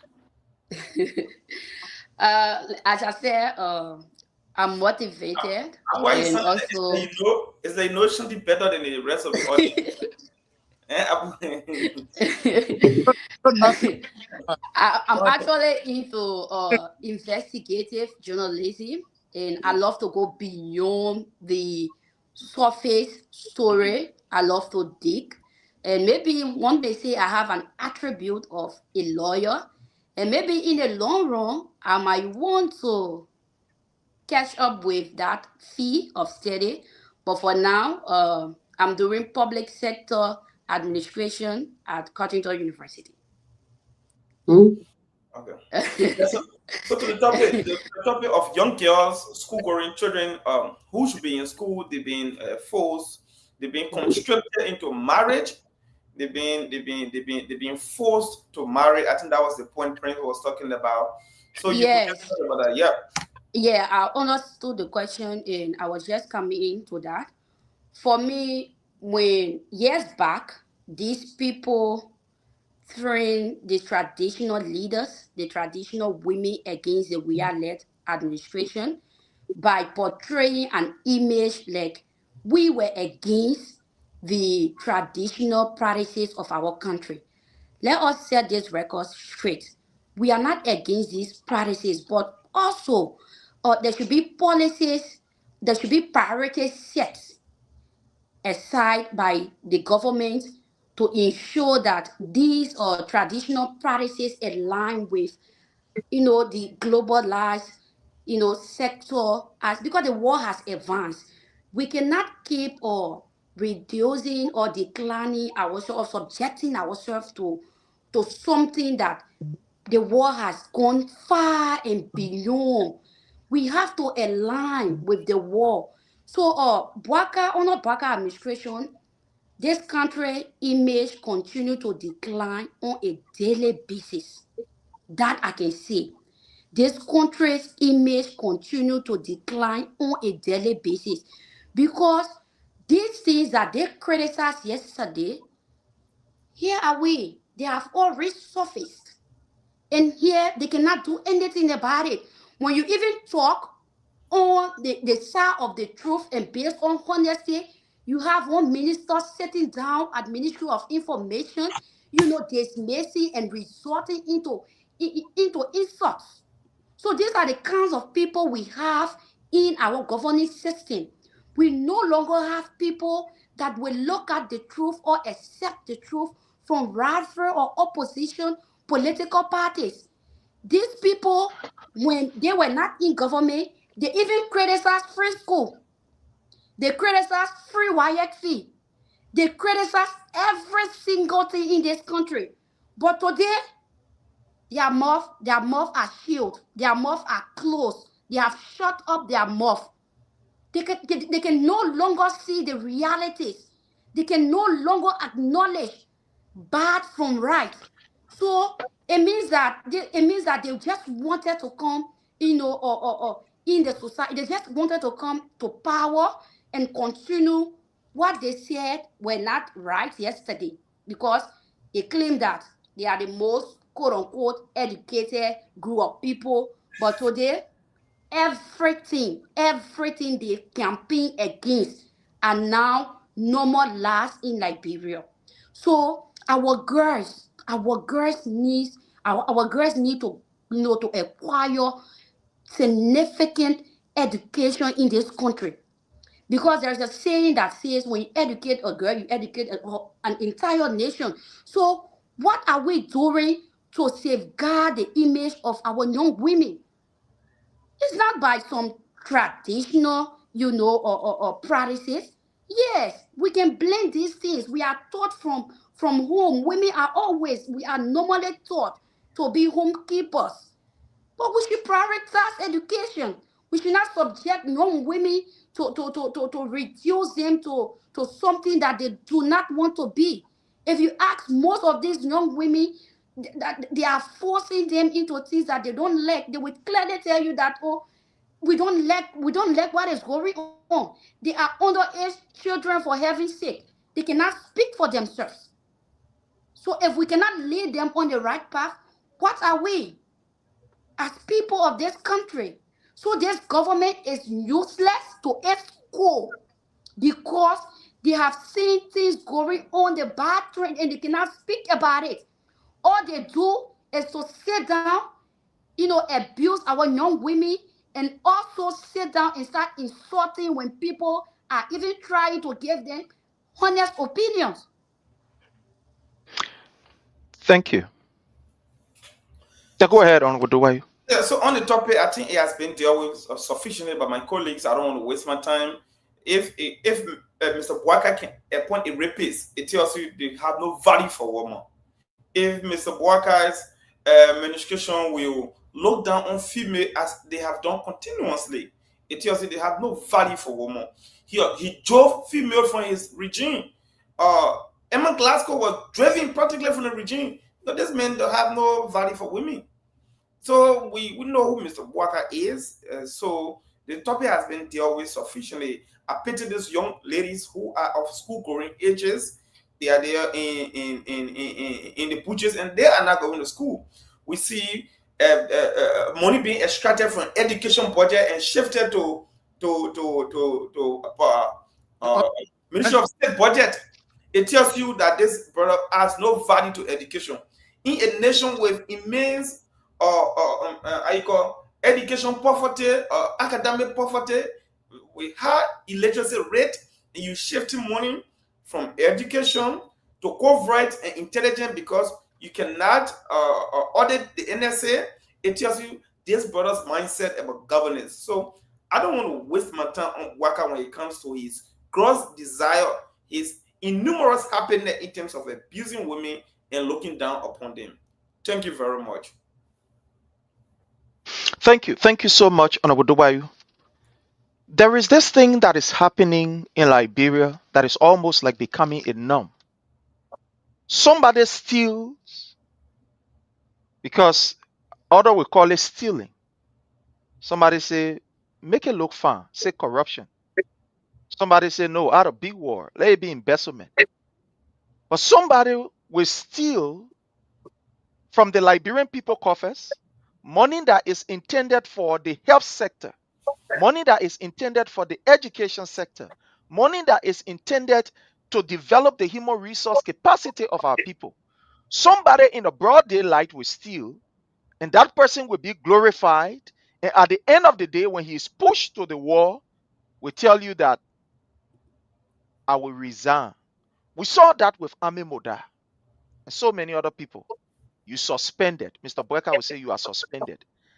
At the end of the day, we just listening to the recent report from the Minister of Finance, Augustin Kpehe Gafwan, who told us, he admitted that indeed they use money. They ain't got no paper. Let's put it in the Liberian way. Yeah, we use the money. We don't get no paper. We ain't got no record. GAC conducted, another government entity conducted a report, conducted an audit on the GAC. On the Ministry of Finance. Honorable Augustine Kpehe Gafwan, if we be an honorable man, told her, yeah, they were off budget spending. Off budget spending in that party. We spent plenty $1 million off budget. It was not budgeted for, but we spend the money. What is happening with this issue of corruption? And members of the Unity Party, they will be jumping and say, yeah, but just anymore Boakai doing something. Oh, what is that something? The man steals, and at the end of the day, he suspended, he go sit down. Honorable Dubai, let's start from you. Where are we on this? Thank you, my dear brother. Let me say this. So let me start from where you were talking about. Firstly, in February, President Boakai, this brother likes to lie. He came on a publicity stunt pretending to be a fighter of corruption. He announced that 455 officials of his government will be suspended without pay. Prominent of those people were the boss of LDC, the Liberal Broadcasting System. There's a guy they call Fagon, who is a victim of verbal diarrhea. He murdered runs loosely. The Minister of Health, and the list goes on. Their names were on that list. Today, these people are still working. Nothing happened. Everything about Boakai is all about making news and no follow-up, right? This very Boakai, right, according to the Corruption Perception Index published in this year, I think sometime in March, it's a 27 out of 100 is what Liberia ranks. So in short, Liberia ranks 135 out of 180 countries in the world. The perception index of corruption in Liberia is so high. Even Center on June 12th this year, Center says 83% of Liberians say corruption remains high, extremely high, most prominently among police, to where you have Blood for Mr. Gregor Kumo passing around and being exceedingly segregated in his quest to fight rape and other crimes around. Followed by the health workers, those women who were saying, you harmonize my pay, I will harmonize your vote. Reports are saying that corruption remains extremely high in this sector, while Mr. Boakai does nothing. More to that, to what you just said, the General Auditing Commission, the GSC is one of those anti-graft institutions enshrined in our Constitution. It is a derivative of the Constitution, directly from the bellies of the people, not an act. GSC is empowered by law to audit all government functionaries. GSC has come up with an audit, a very clear audit, and the opinion there, it was a qualified opinion. For those of you into business, when they tell you qualified opinion, it's not a good opinion. Qualified opinion. So government audit was done, 2.5 million to be precise, $2,806,470 was earmarked, was spotted to be in complete violation of our financial management laws, right? That money, in fact, they say was channeled through the Ministry of Public Works and Labor Ministry, the Airport Authority, the Bureau of Concession, without any legislative approval. That is the government we are talking about here today, Mr. Prince Sharif and my dear brothers and sisters. So, Mr. Boakai and his government, they have come on the back of corruption, failed promises to lie to the Liberian people. Today, Mr. Boakai said he has suspended the boss from LTA, one Camara. He suspended this guy. After 2 months, the man walks from the court scot-free. Nothing has happened. Mr. Boakai said he was removing Emma Glasgow because she's deemed to be corrupt. After so many months of this woman deemed to be corrupt, nobody can carry her to jail.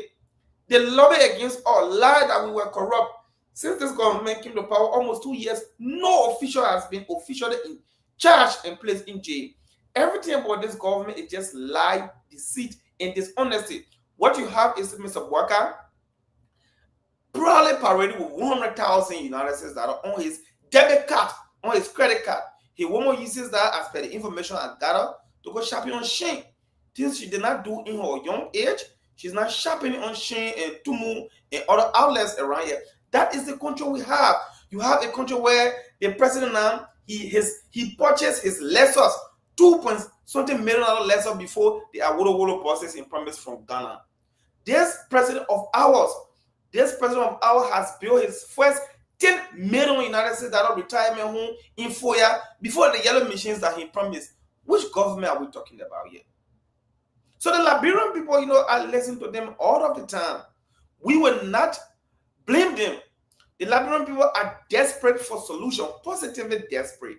So when the people listen to sweet words, lies, deceit, and dishonesty, and they give you their vote, and you have proven to be a snare of your political process, we are not going to blame them. We are going to come on the redemption platform and ask Liberians to join the redemption squad to be a redeemer of our country, and our country can be redeemed. The country they said was rescued. No, the country was never rescued. The country was invaded by a group of plutocrats, people who want to leech on our covers. Somebody was talking about Gongwe and others here. Can you imagine Gongwe was appointed deputy minister for manpower? Nobody in the leadership of our country has ever held that position who is not a lawyer or minimum of 2 degrees in professional discipline. To Gongwe, you appointed him there, and you want to talk to us here about change, about rescue. This country needs redemption, and I'm glad that we have gathered on the Palava Hut to redeem our country from the bondage of poverty to the oasis of prosperity. Thank you so much. We move on to Honorable Abubakar Ba, and then we'll move on to our sister, and then go to Pastor Success A.B. Dennis, and our brother Wilmont, in that order. Let's hear from you, Honorable Ba. Yes, you see, corruption always associated with the unit. Somebody starting. Mute. Somebody's background is cracking. Somebody's background. Wilmont. Yeah, okay. Okay, thank you very much. The issue of corruption is always associated with a unity party-led administration. We saw during the reign of Madam Sirleaf, she described corruption as public enemy number one, and later on, during her expiration time of her administration, what did she say? She said corruption was a vampire that claimed the lives of many people because it denied children of going to school. It denied, pregnant women from giving birth into health centers. It denied that young university graduate of job after graduation, going to school for years.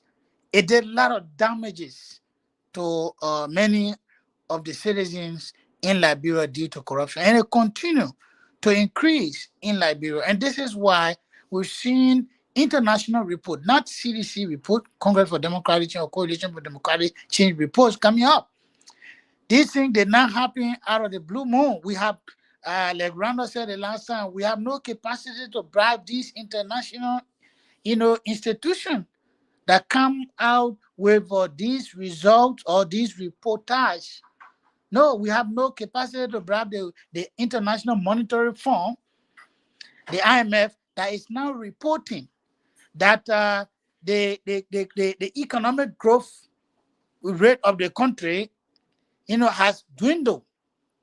It has reduced. It can no longer go forward than was previously projected, a little, of 5%. It can no longer be in that range because there is massive looting, massive corruption under Joseph Newman Boakai government. Because there is corruption, there is hardship. Because there is corruption, people cannot get access to basic social services. Because there is corruption, Boakai prefer putting that mud on or surfaces and say that he's building roads. Because there is corruption, our children cannot go to school. Because there is corruption, that road that should have been built cannot be built. Because of corruption, so many things are happening. Young girls have been forced to go and prostitute. I'm sorry to say, Shanti. Women are being subjected to abusive relationship, domestic violence, because that man can do that. So, because there is corruption, the police, you have more traffic police officer than ERU police. You have more traffic police officers in the street. Every policeman joining the police force, they want to be a traffic police because that's where they can collect from motorcyclists, from taxi driver, and what have you. So for Labrador to score a score below 30% on a scale of 100 under Joseph Newman Boakai in the corruption perception index, it tells you that much has not been done to fight corruption. Evident by the president himself to live in absolute luxury at his old age. The president that is almost at the age of Methuselah, politically speaking, can be finding, comfort in riding luxurious cars, a car that he never rode in his entire lifetime. And at his retirement age, like Brempo Mayin to be president, or living luxurious car, and sleeping on a couch that he never sleep on. He never slept on before. That tells you that corruption will continue to grow. And the president, and that's why we saw Lafayette Gideon, the public works minister, he stole $22 million. He posted there in some part of the country, that money disappeared. We saw to the extent that they took corruption to another level by taking money from poor Liberians, students who are wanting to go to school in America. They took money from the honor Nicotech. The Minister of Foreign Affairs, she is still seated. The president is doing nothing about that because he knows about every trip he goes with her. And the president now, like I said the last time, he customizes everything. They are customizing the private jet that you'll be using frequently. It has been customized as we speak to you, and that costs millions of dollars on the Liberian, taxes. So this is tell you in conclusion on this issue of corruption. We as Liberian, we were fooled. Not me, not Randall, not any member of this platform, but the Liberian people in generality were fooled that Boakai said he was not a corrupt man, that he was coming to stop stealing. But what he did or what he is doing now is to lead by example by telling people that you normally play that clip.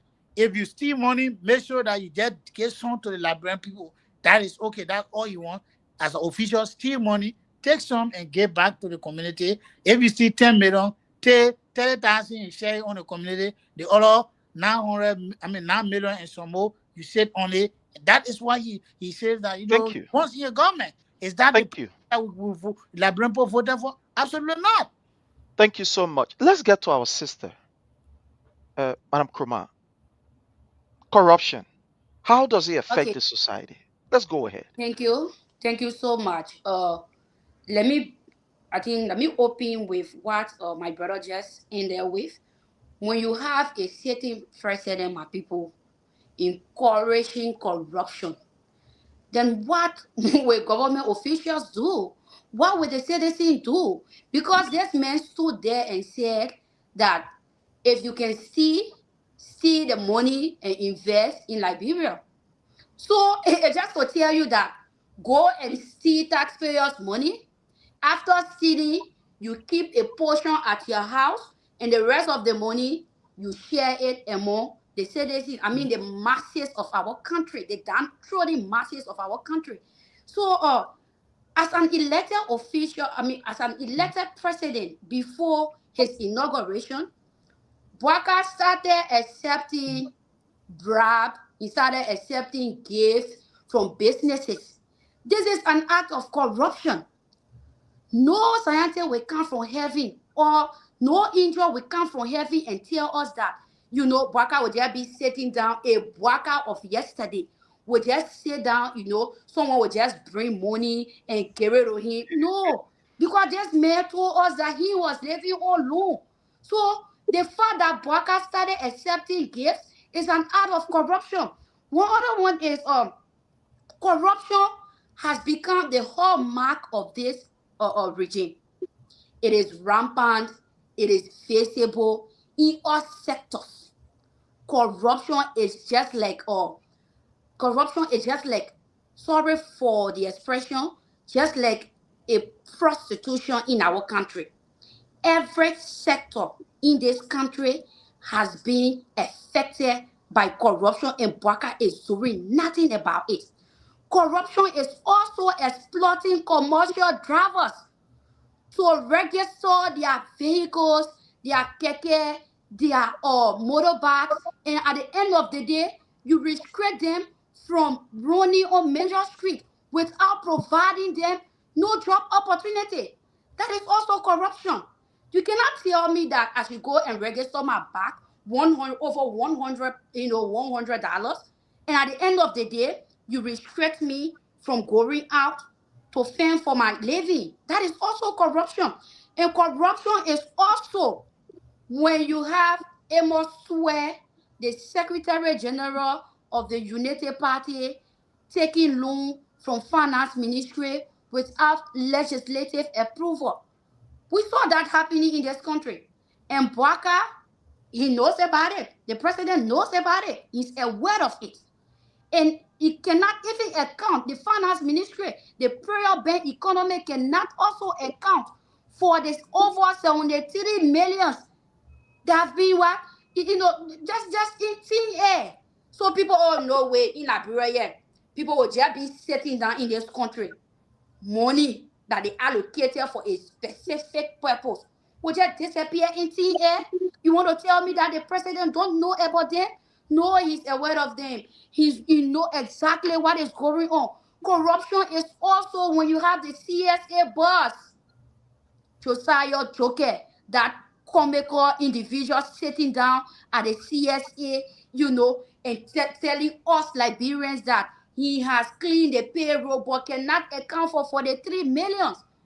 So the effect of corruption is not only, it's not only affecting our nation's economy, it is affecting us as Liberians. When you have the current rate that, last month, the rate was down. But we did not see any changes in the market. Everything that they say, the rate now come down, so the thing prices change. No, nothing changed. That is also an act of corruption. So we are the ones suffering. The masses are the ones in this because Boakai does not care. When you have his son and his children, Danny, and Danny will in riches, living luxurious life. They are not helping us in this country. Sure. Thank you so much. Thank you so much. Let's go to our brother, woman, and then we'll come to Pastor Success A.B. Dennis, and I will conclude on this. Brother woman, take the next 2 minutes. Corruption in Liberia. Let's hear from you. I like how my friends there on the platform catalog everything. For me, I will not dive into it. I will just remind Liberians that propaganda will not work anymore because some of all thank God some own platform. Listen, praise. I'm always saying like going to video because the video can prove everything.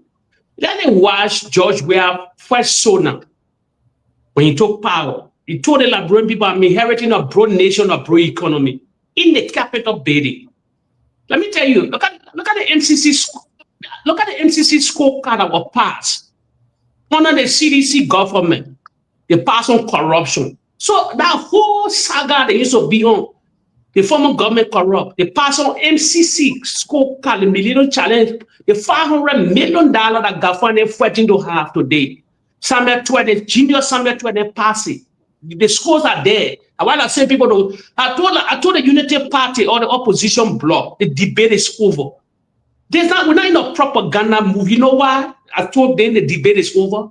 We had a president that ruled the country for 6 years. That's the 4 year and a half because COVID came. Then they was in the wing coming to power. Now how they spread that gibberish, that false narrative when they hijacked the country, selling money to join their presidency, the Henry Costa, all that surrogate or on rampage, the Jonathan P. Lele from BBC, all these liars, they got that wanted power. They just came to power through jealousy because they couldn't wait another 6 years. So the corruption, the debate is over. George Weah MCC scorecard. They on massive inflation, heavy inflation. I don't know how government could turn it around. I tell Liberian people, since 1847, Junior Samuel Tuakia war economy projected to $800 million. It never happened since Ellen George. Ellen George said what people from Howard University graduate from economic, all these things. Now Samuel Tuakia rate now something to $800 million. It stated that. I pray that the Unity Party carry out to $1 billion. It never happened since I was existing. Brahma Kamara resigned from founder ministry. He resigned as a founder ministry. And then they put in Gafwan. Gafwan having serious inflation, corruption all over the place. My brothers are all cutting off everything here.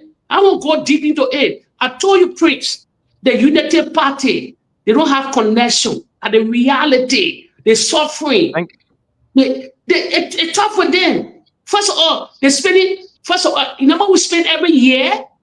Every year, $300 million for salary and expenditure every year in the Republic of Liberia. $300 million because our wage rate is high. Then beside that, we got to develop the country. Where they taking the money from? Where they taking the money from? 2 years into that presidency, that first year, reality. We're not sugarcoating nothing yet. A reality. Where they taking the money from?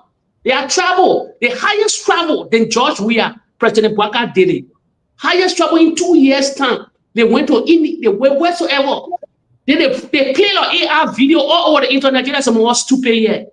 AR video, like the president meeting with Kuwaitian people, Saudi Arabian people.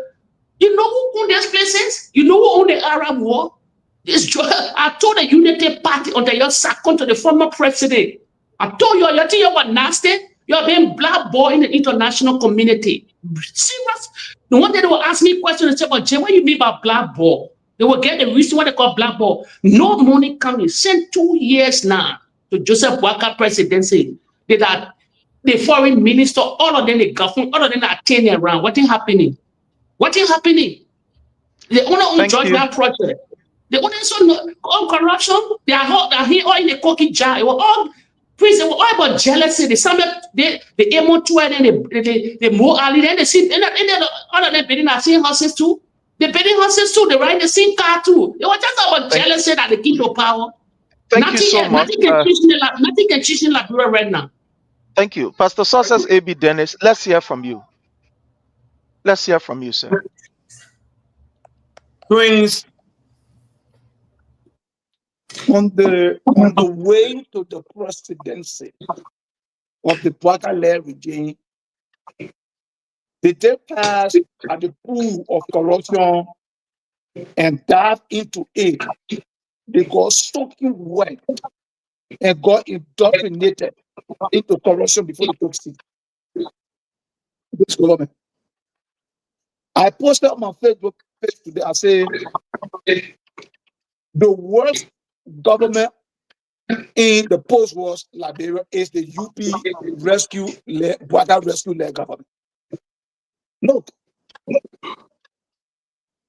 these guys have now sat down to have the mantle of authority as a sitting government. They were in transition when they started corruption. They went to NASCO. They illegally took money on ground and wanted to buy a vehicle for the presidential convoy. Where are those vehicles today? 300,000 for inaugural program. What did we see at the end of the day? They brought few cubicle over there with some tarpaulin, and the heat was so much they made our president to faint. Because they don't stop there. Every sector in this government, every institution is marred with massive corruption. And the good thing about it, nothing is done. You steal, the president called you, maybe you'll say one of them may not be not get up, and so just go, and then we'll suspend you. And then you go free. It has become the norms of this government. It has become corruption now becomes a culture, a doctrine of the Unity Party led government. Yesterday, this guy came up here to cry about 16 billion. 22 million mop-up exercise. This other money. How somebody told that with the best criminal, Nathaniel McGill, they accused Bill Twile, they accused all these guys. Went to Washington and lied to Washington, use that little influence they have there. And while we were sitting down trying to work and put the government in, the country in shape, they were lying to Washington, and some of these guys got sanctioned. Please, if this government know they're not corrupt, why up to now, what a former or former official from the Georgia regime is not prosecuted in court? Evidence. Why? This government is corrupt. It's so corrupt to the point that everything they talked about yesterday, they have done it like 3. You talk about private jet, President Renault wrote private jet to go to a farm or to go to a home. President we did not ride private jet to go to Grand Crew. What I was seeing in a private jet. Here is a company, a concession company that exploited our country. Thank you. The women went to ArcelorMittal and look at ArcelorMittal and say they are doing excellently well. But which sector in this government you can point to that is not marred with corruption? Thank you, sir. Thank you. Which sector of this government? In the bedroom, at home, I'm going to talk about network. That was not the only thing of this. The first lady came on a scheme on students that they had a scholarship program. They were sending people out of the country, and they went and extracted money from people, and up to today's day, it just went like that. Thank you. Thank you so much. Thank you so very kindly. So, fellow Liberians, if I will have my take on this issue of corruption, I can say that corruption is so visible, is so present to the extent that even those who are visually impaired, visually challenged, can easily locate it without even using their helping king, the king that the people use around, those visually impaired people. It's so very corrupt. It's so very visible. I'll give an example. And this is having a very dire consequences on our nation. Look at of recent what happened to that particular police officer. And my deepest sympathy to the family of that particular police officer. Hi. But it is the reality. We are seeing police officers only because drivers are refusing to give them the regular $50 or $100. These people are literally jumping on holding car wheels in order to demand drivers to give them the money. This is how corrupt the system has become. The system is so corrupt to the extent that our mothers at JFK are being held captive. They're holding them now just as a prisoner only because JFK want to survive, and the government is now fulfilling her own portion of the money that is allocated to her. Corruption is so visible in the country to the extent that let's look at these how you call state-owned enterprises, these autonomous agencies in Liberia. Like for example, look at the Freeport of Monrovia. Look at Maritime and etc. These people are not even contributing to the budget. Instead of contributing to the budget, they are contributing to Joseph Numa Brecker Foundation. That's how corrupt they are. Because everybody wants to please Joseph Numa Brecker. Everybody wants to take the money that is generated from their agency and give it to Joseph Numa Brecker Foundation instead of giving it to the or instead of contributing it to the budget that will affect the lives of our people positively. That's how corrupt our people are. That's how corrupt Joseph Numa Brecker is. Joseph Numa Brecker is so corrupt to the extent that he cannot even hold back. Look, this man has a record. And look, these people told us of who they are. It is not strange. Liberians, you stop this thing here. It's not strange. A man who confessed openly, nobody carries Sasewu to him. You know, when in Liberia, say, when Sasewu kind of time people can confess. But a man, nobody carries Sasewu to him. Joseph Numa Brecker sat and said, oh, that small gold while in the town, I stole the gold. In addition of me stealing the gold, I gave it so I can come and sell it to Fuller man, so I can cook the Fuller man. That man told all Liberians were there, they were clapping, but still we voted this man. This man told us that, oh, we squander your opportunity, but still you say, oh yeah, we vote for you. So, fellow Liberians, this issue of corruption is now affecting the society to the extent that a minister will rape a 14 years old.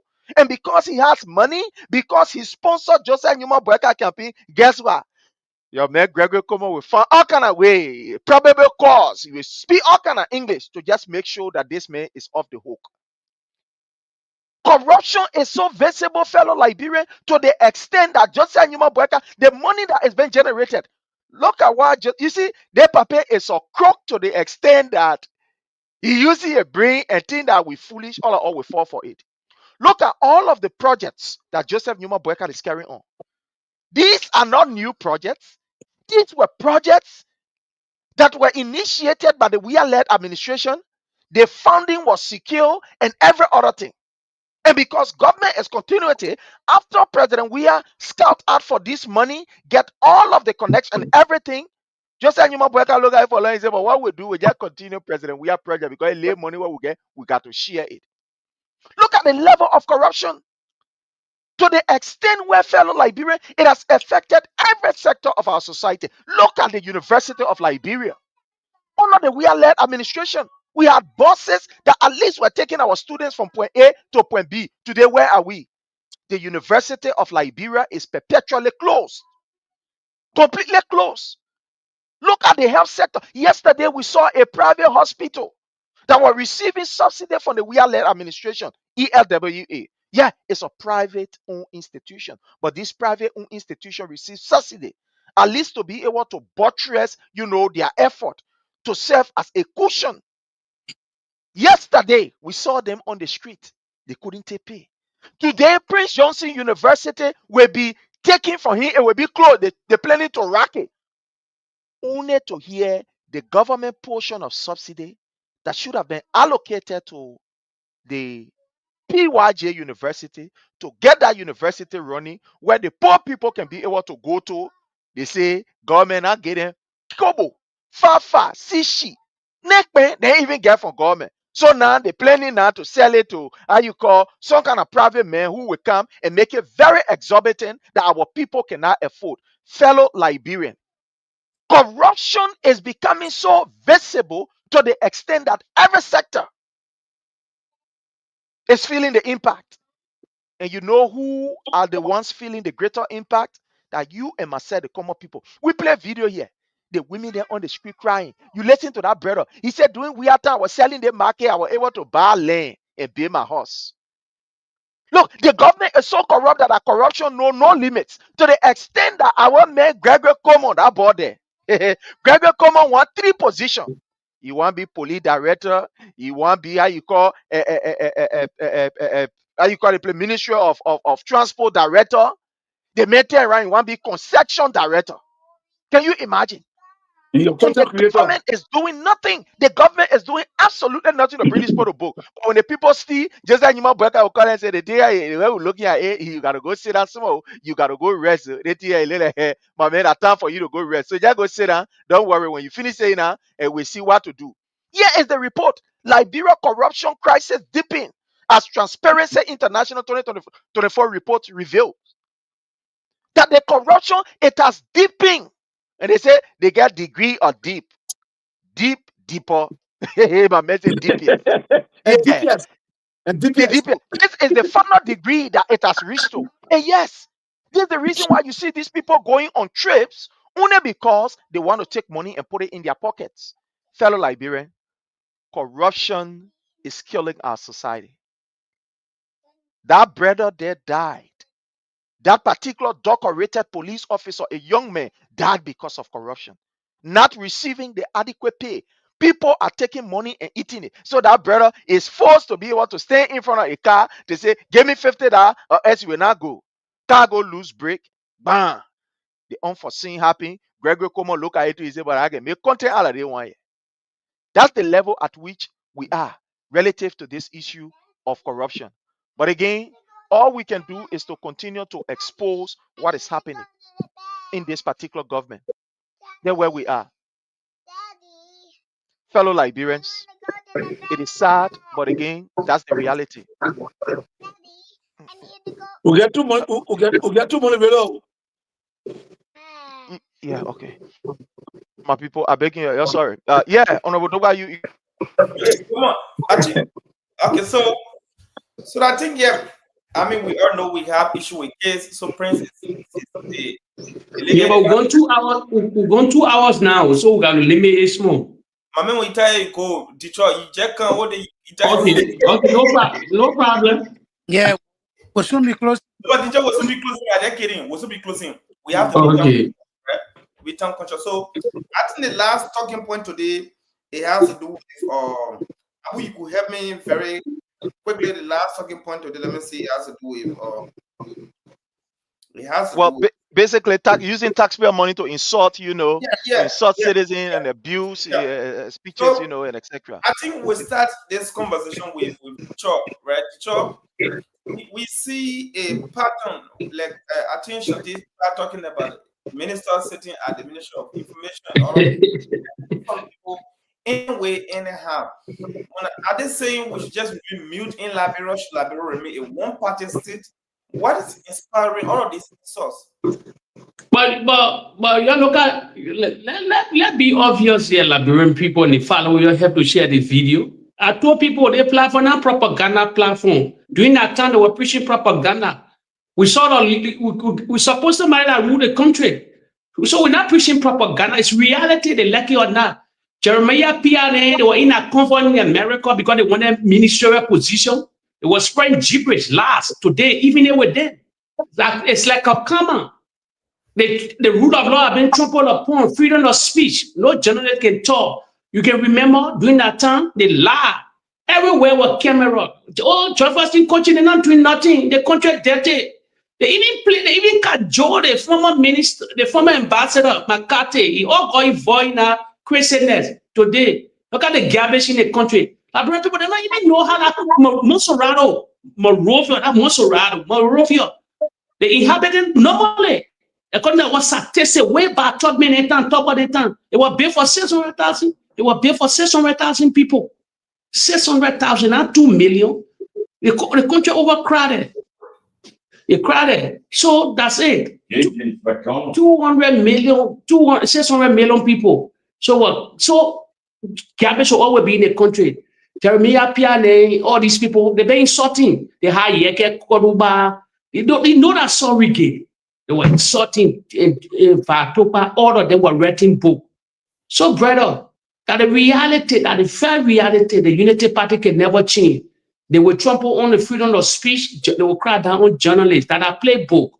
So it not surprise me, Sandro Johnson have been causing long time, Jeremiah Pian have been causing now, they carried down to Alexander Cummings. But they see Alexander Cummings group, let people call it spade or spade.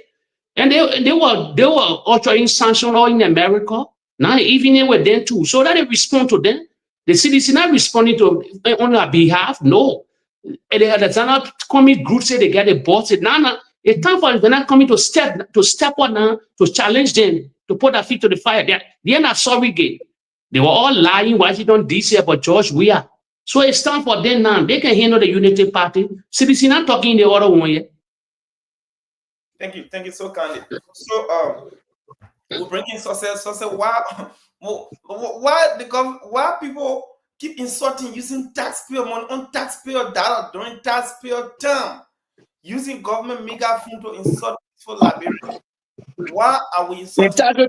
Integrity, morality is the issue of concern today in our country. I just posted a few minutes ago on my platform. I said, while the world is watching, our mega press briefing has resulted into insulting instead of putting forth deliverables. Look, Ronald and the rest of the guys here and our listening audience, why are we shocked when people that Sando, or Daniel Sando that will come on Mika and insult people? Why are we shocked? Here is a government that rewarded murderer on camera, see on camera, murderer, lucrative position at the NPA. Should we shock us when Daniel Sando come and abuse people? Should we shock us when their arrogant is diving and warning with misconduct? These guys are just doing exactly what their leaders have portrayed. In a civilized society, in a country with culture, traditions, and moral, when the minister go about doing such, you'll be called to quote. The government platform is a sacred error.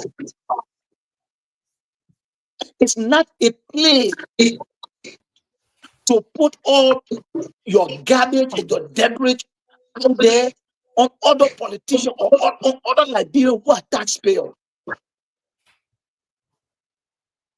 Osano John, Mr. Salotri, or Daniel Salotri, government is perpetual. You think government is perpetual? Sino Johnson, some years back, had a second pistol in Monrovia.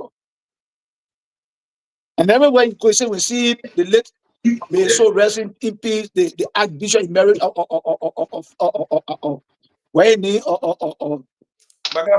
Michael Francis. You're going to shoot him.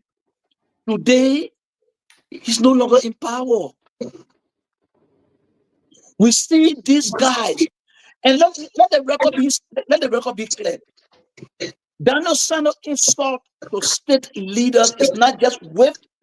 It did not start with coming. He insulted President Weah on that same platform. No, come to think about it.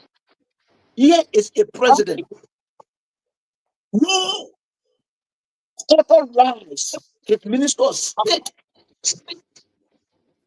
to pass an instruction to the managing director of the Rabat International Airport to deny the president, the former immediate president, your predecessor, from using the VIP law upon his return to the country, the one that he built, he built, that you did not do. You didn't put up moral. Sometimes when you are a government, you do certain for the moral and the integrity of the nation. We call that expediency in leadership. Something you will do, it is expedient. You don't want to do it, but you force to do it because of the integrity of you, your country, and your people. Is that what the government doing? The war see you stand on Mika, on the new state leaders, and you want to tell me that investors feel secure to come to the environment? Thank you. Yep. So what is that doing? The aftermath of the people that will feel it, because it will scare investors away. And at the end of the day, Liberia is heading nowhere. Thank you. Yeah, Prince, it's Okay, Prince left. So we would take Abu on this one. From there we got Ashanti. What Then is it you do? So Abu, No, don't do that. Abu, yeah, how can you weigh in? So what was the professional background of the current Deputy Minister for Information Services? Maybe his background gave him that training. What do you know about him? And Professional is Yombli Kanga Lawrence. Okay, Yombli Kanga Lawrence used to be office, I think, page. And you know what a page is at the legislature. You know, move document around, somebody coming in the office. Oh yeah, the senator is busy. Those are the things Daniel was doing. So Errand boy. yeah, he was just an errand boy to President pro tem of the Liberian Senate when she was just a senator of Grand Bassa County. So you know, Yomblin, like I said the last time, she is a bag girl to Boakai. And so whatever, mostly when she tells Boakai to do 10 things, Boakai will at least do 8.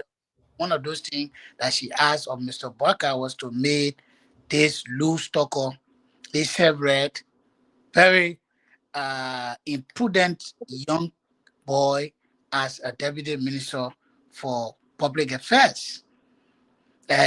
Daniel has shown by all indication that he's self-read. He's got no good upbringing. I understand that he comes from father lineage is from Bomi County, and that is a predominantly, Islamic or Muslim county.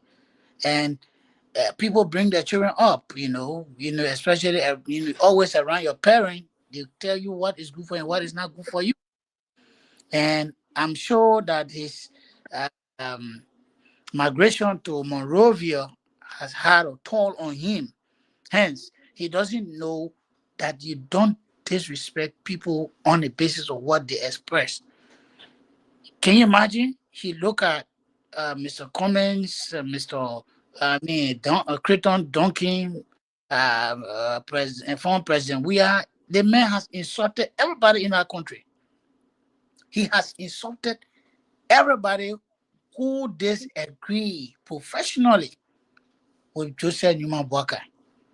Once you say something that is presumed to be in disagreement with Mr. Joseph Boakai, immediately, even if it is 2 a.m. in the morning, he will run to that platform at the Information Ministry.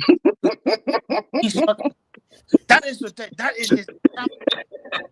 His assignment is at any time there should be no second that will pass by when you hear any disagreement against the president and you don't run to that platform and insult that person. So the Ministry of Information has now been reduced to the Ministry of Insult.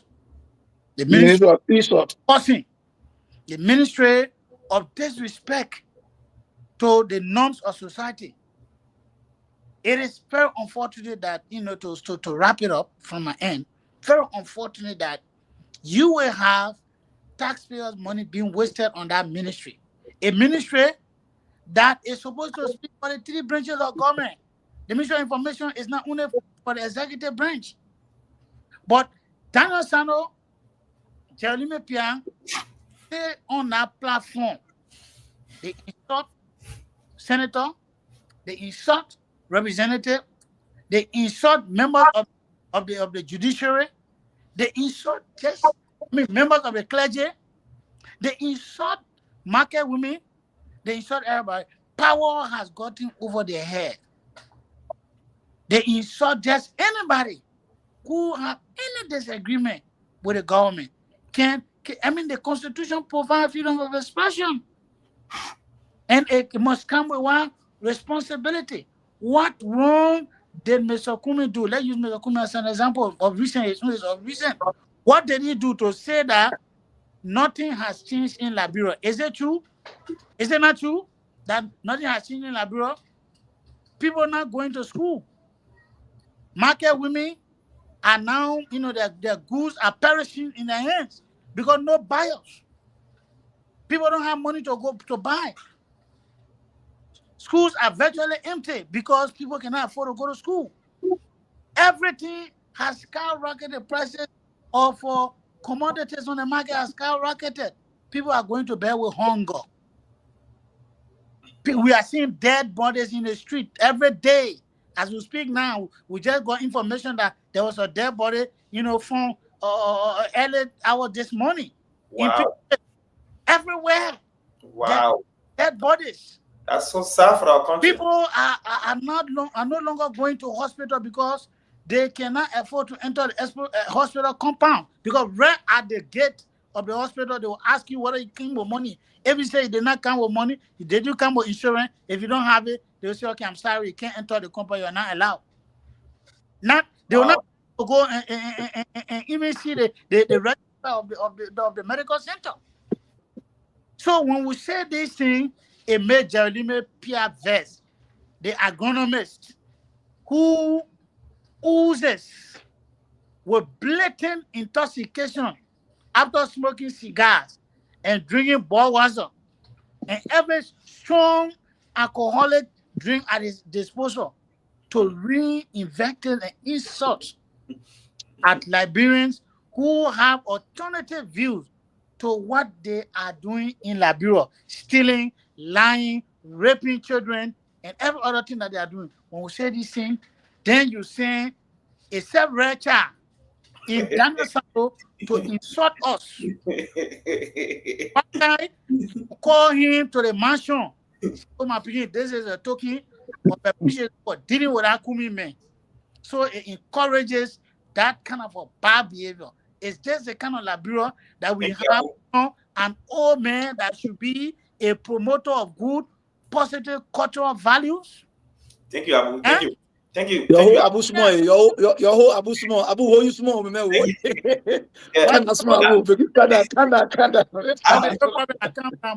But we feel very hard. Just a random boy just insulting important personality in the country just because he has access to taxpayers' money. Yeah, thank you, Abu. So we're bringing Shanti. Let Shanti come in.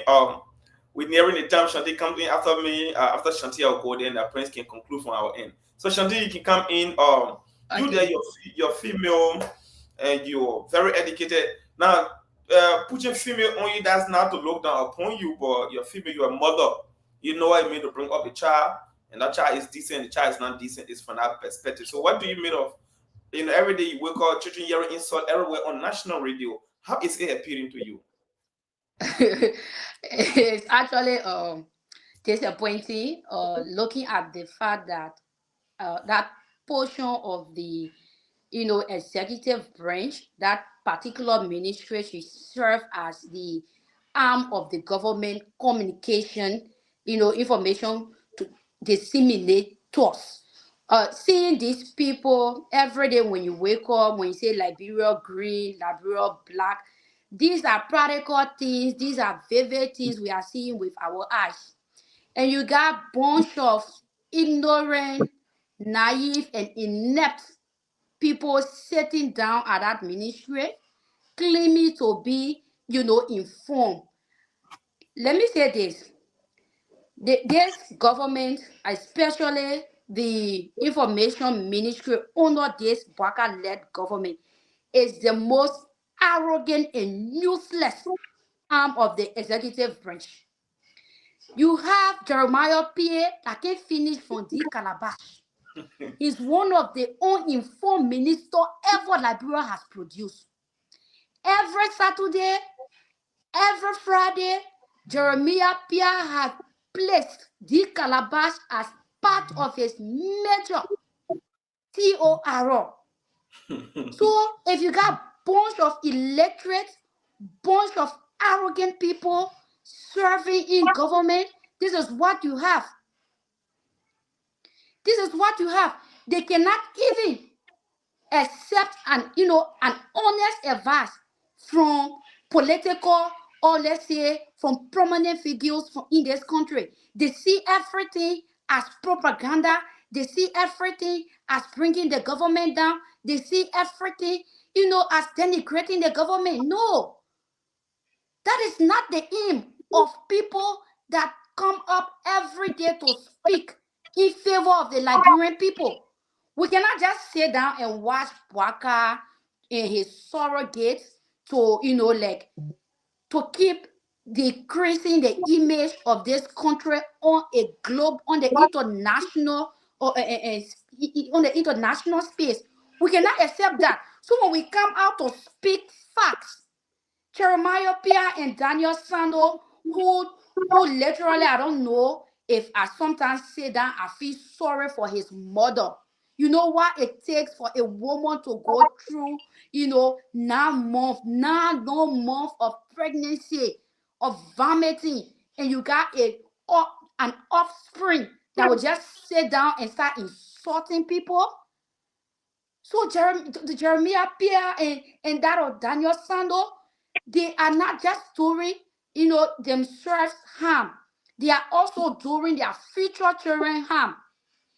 Imagine you as a little girl coming up, tomorrow someone just point at you, oh, all I want part and cause people, all I want part used to cause BB people, all I want part used to serve as deputy minister for information, that one part used to serve as minister for information, and this person, it reduce the country to an insult arena. You can't be doing that. So these people, instead of focusing on how to disseminate government information, they will be sitting down targeting critical voices. They will sit down and target critical voices. When you speak the facts, they either cross your mouth, Daniel Sano, he will come for your mouth, he will involve your children. That is not the purpose of the information ministry. They are abusing that particular place. So they are not even changing the narratives of this government. These people are still in campaign mode. Everything they are doing is to set themselves for 2029. They are so focused on 2029 that they have forgotten the essence of power, the essence of serving the Liberians. So, and equally so, I'm not surprised, I can say that, when you have the headmaster of the government incorporating these people, it means that the headmaster is part of that clique. Yesterday, Boakai was seen with the legs of Prophet Key, the legs of Yeke Koluba. So, if they see Boakai go and recycle this gang of, inept, illiterate, and arrogant people, we are not surprised. So the only thing I can tell the Liberian people, my people, when you wake up in the morning, so you hear information ministry, the first thing that should come to your mind is insulting, or like my brother said, I know, insulting ministry, or ministry of insulting whatsoever. Yeah. Ministry of what here. So these people, they have reduced the ministry to an effective, a theory where anybody can just walk in the morning, you get wear your coat suit, you to come and imagine addressing group of media. You have the national television there, you have the entire media outlet at the Ministry of Information during the press, their regular press briefing. And you there insulting, and you there causing Marcos, and you there causing Pacos. What are you doing? Yeah. So these people. Yeah. Okay, I will stop there. Yeah, thank you, Shanti. Shanti, somebody is so impressed with you here. One guy they called President K. They may say, "Who's this lady?" She understands the issue. There's a guy called President K right on the field. So I encourage all of us the panelists to also follow the official on the Palava Hut page. That way, when you you can look at the comment section and be looking at the news feed, and you share it on our pages. So from my imprint, before you conclude, let me just hammer in with Shanti. Let's look at the function of the Ministry of Information. It was established, I think, more than 30 years ago, and it was intended, like she brilliantly said, to disseminate government information, promote Liberia culture, tourism, and supervise the media landscape of our country. Not just that, the primary function was to ensure public access to adequate information and to promote freedom of speech. Now, so in fact, the real essence of that ministry is to promote freedom of speech. So their function basically include also issuing of permit to media entity and all tourism related activity. So they're supposed to be an institution that serves the public in all form and minor, relates to education, information, and entertainment. Instead, we now have a ministry otherwise functioning differently. But that's not the point of my conversation here. Now, I listen to everybody sounding so surprising. Let me take my argument from the argument everyone has made. You talk about the deputy minister. Let's look at the arrowhead. Shanti talks about that. This is Mr. Boakai mandate that has been executed there. Those people are just the vehicle by which Mr. Boakai's mandate has been conveyed to the Liberian people. Mr. Boakai is the arrowhead of arrogance, disrespect, violence. He stated that during the elections, Prince Sharif. Why are you surprised? Mr. Boakai said indicatively, if he did not win the election, Liberia will come to an end.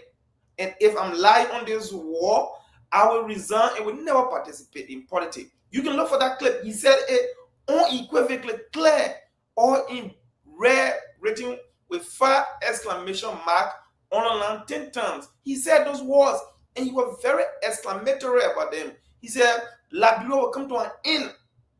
Can you imagine a statement? A man who wants to serve as a vice president, serve to agriculture, LPRC, because of his own diluted quest for naked power, threatening the peace and stability of the state. Saying those words with zero regret.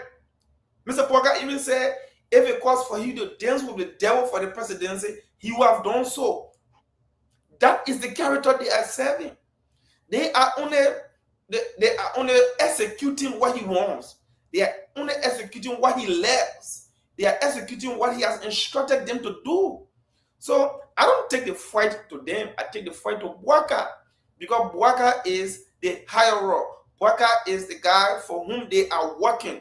Boakai is the man that is given the mandate. Boakai is the guy who says and listens to everything. He smiles. He gave the handshake for job well done. Boakai knows exactly what he's doing. A man who wins an election, almost 2 years, he has never met any member of the opposition bloc. When Joshua won the election, he maintained Mirabro. He had the former Internal Affairs Minister, Fanny Salif, the brother. I think he was brother to the former immediate president. He maintained almost 7 to 8 people from the past government. Boakai ran behind people from City Hall, people who were claiming, oh, you ran behind them. It tells you how intolerant Mr. Boakai is. Boy, cleaning drainages, you ran behind them.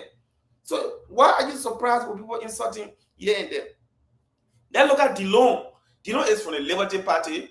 The Sunday man you guys talking about, he's from the Liberty Party. Dillon was seen visibly on state television, Facebook, and everyone saying he was stoned the convoy of President Weah.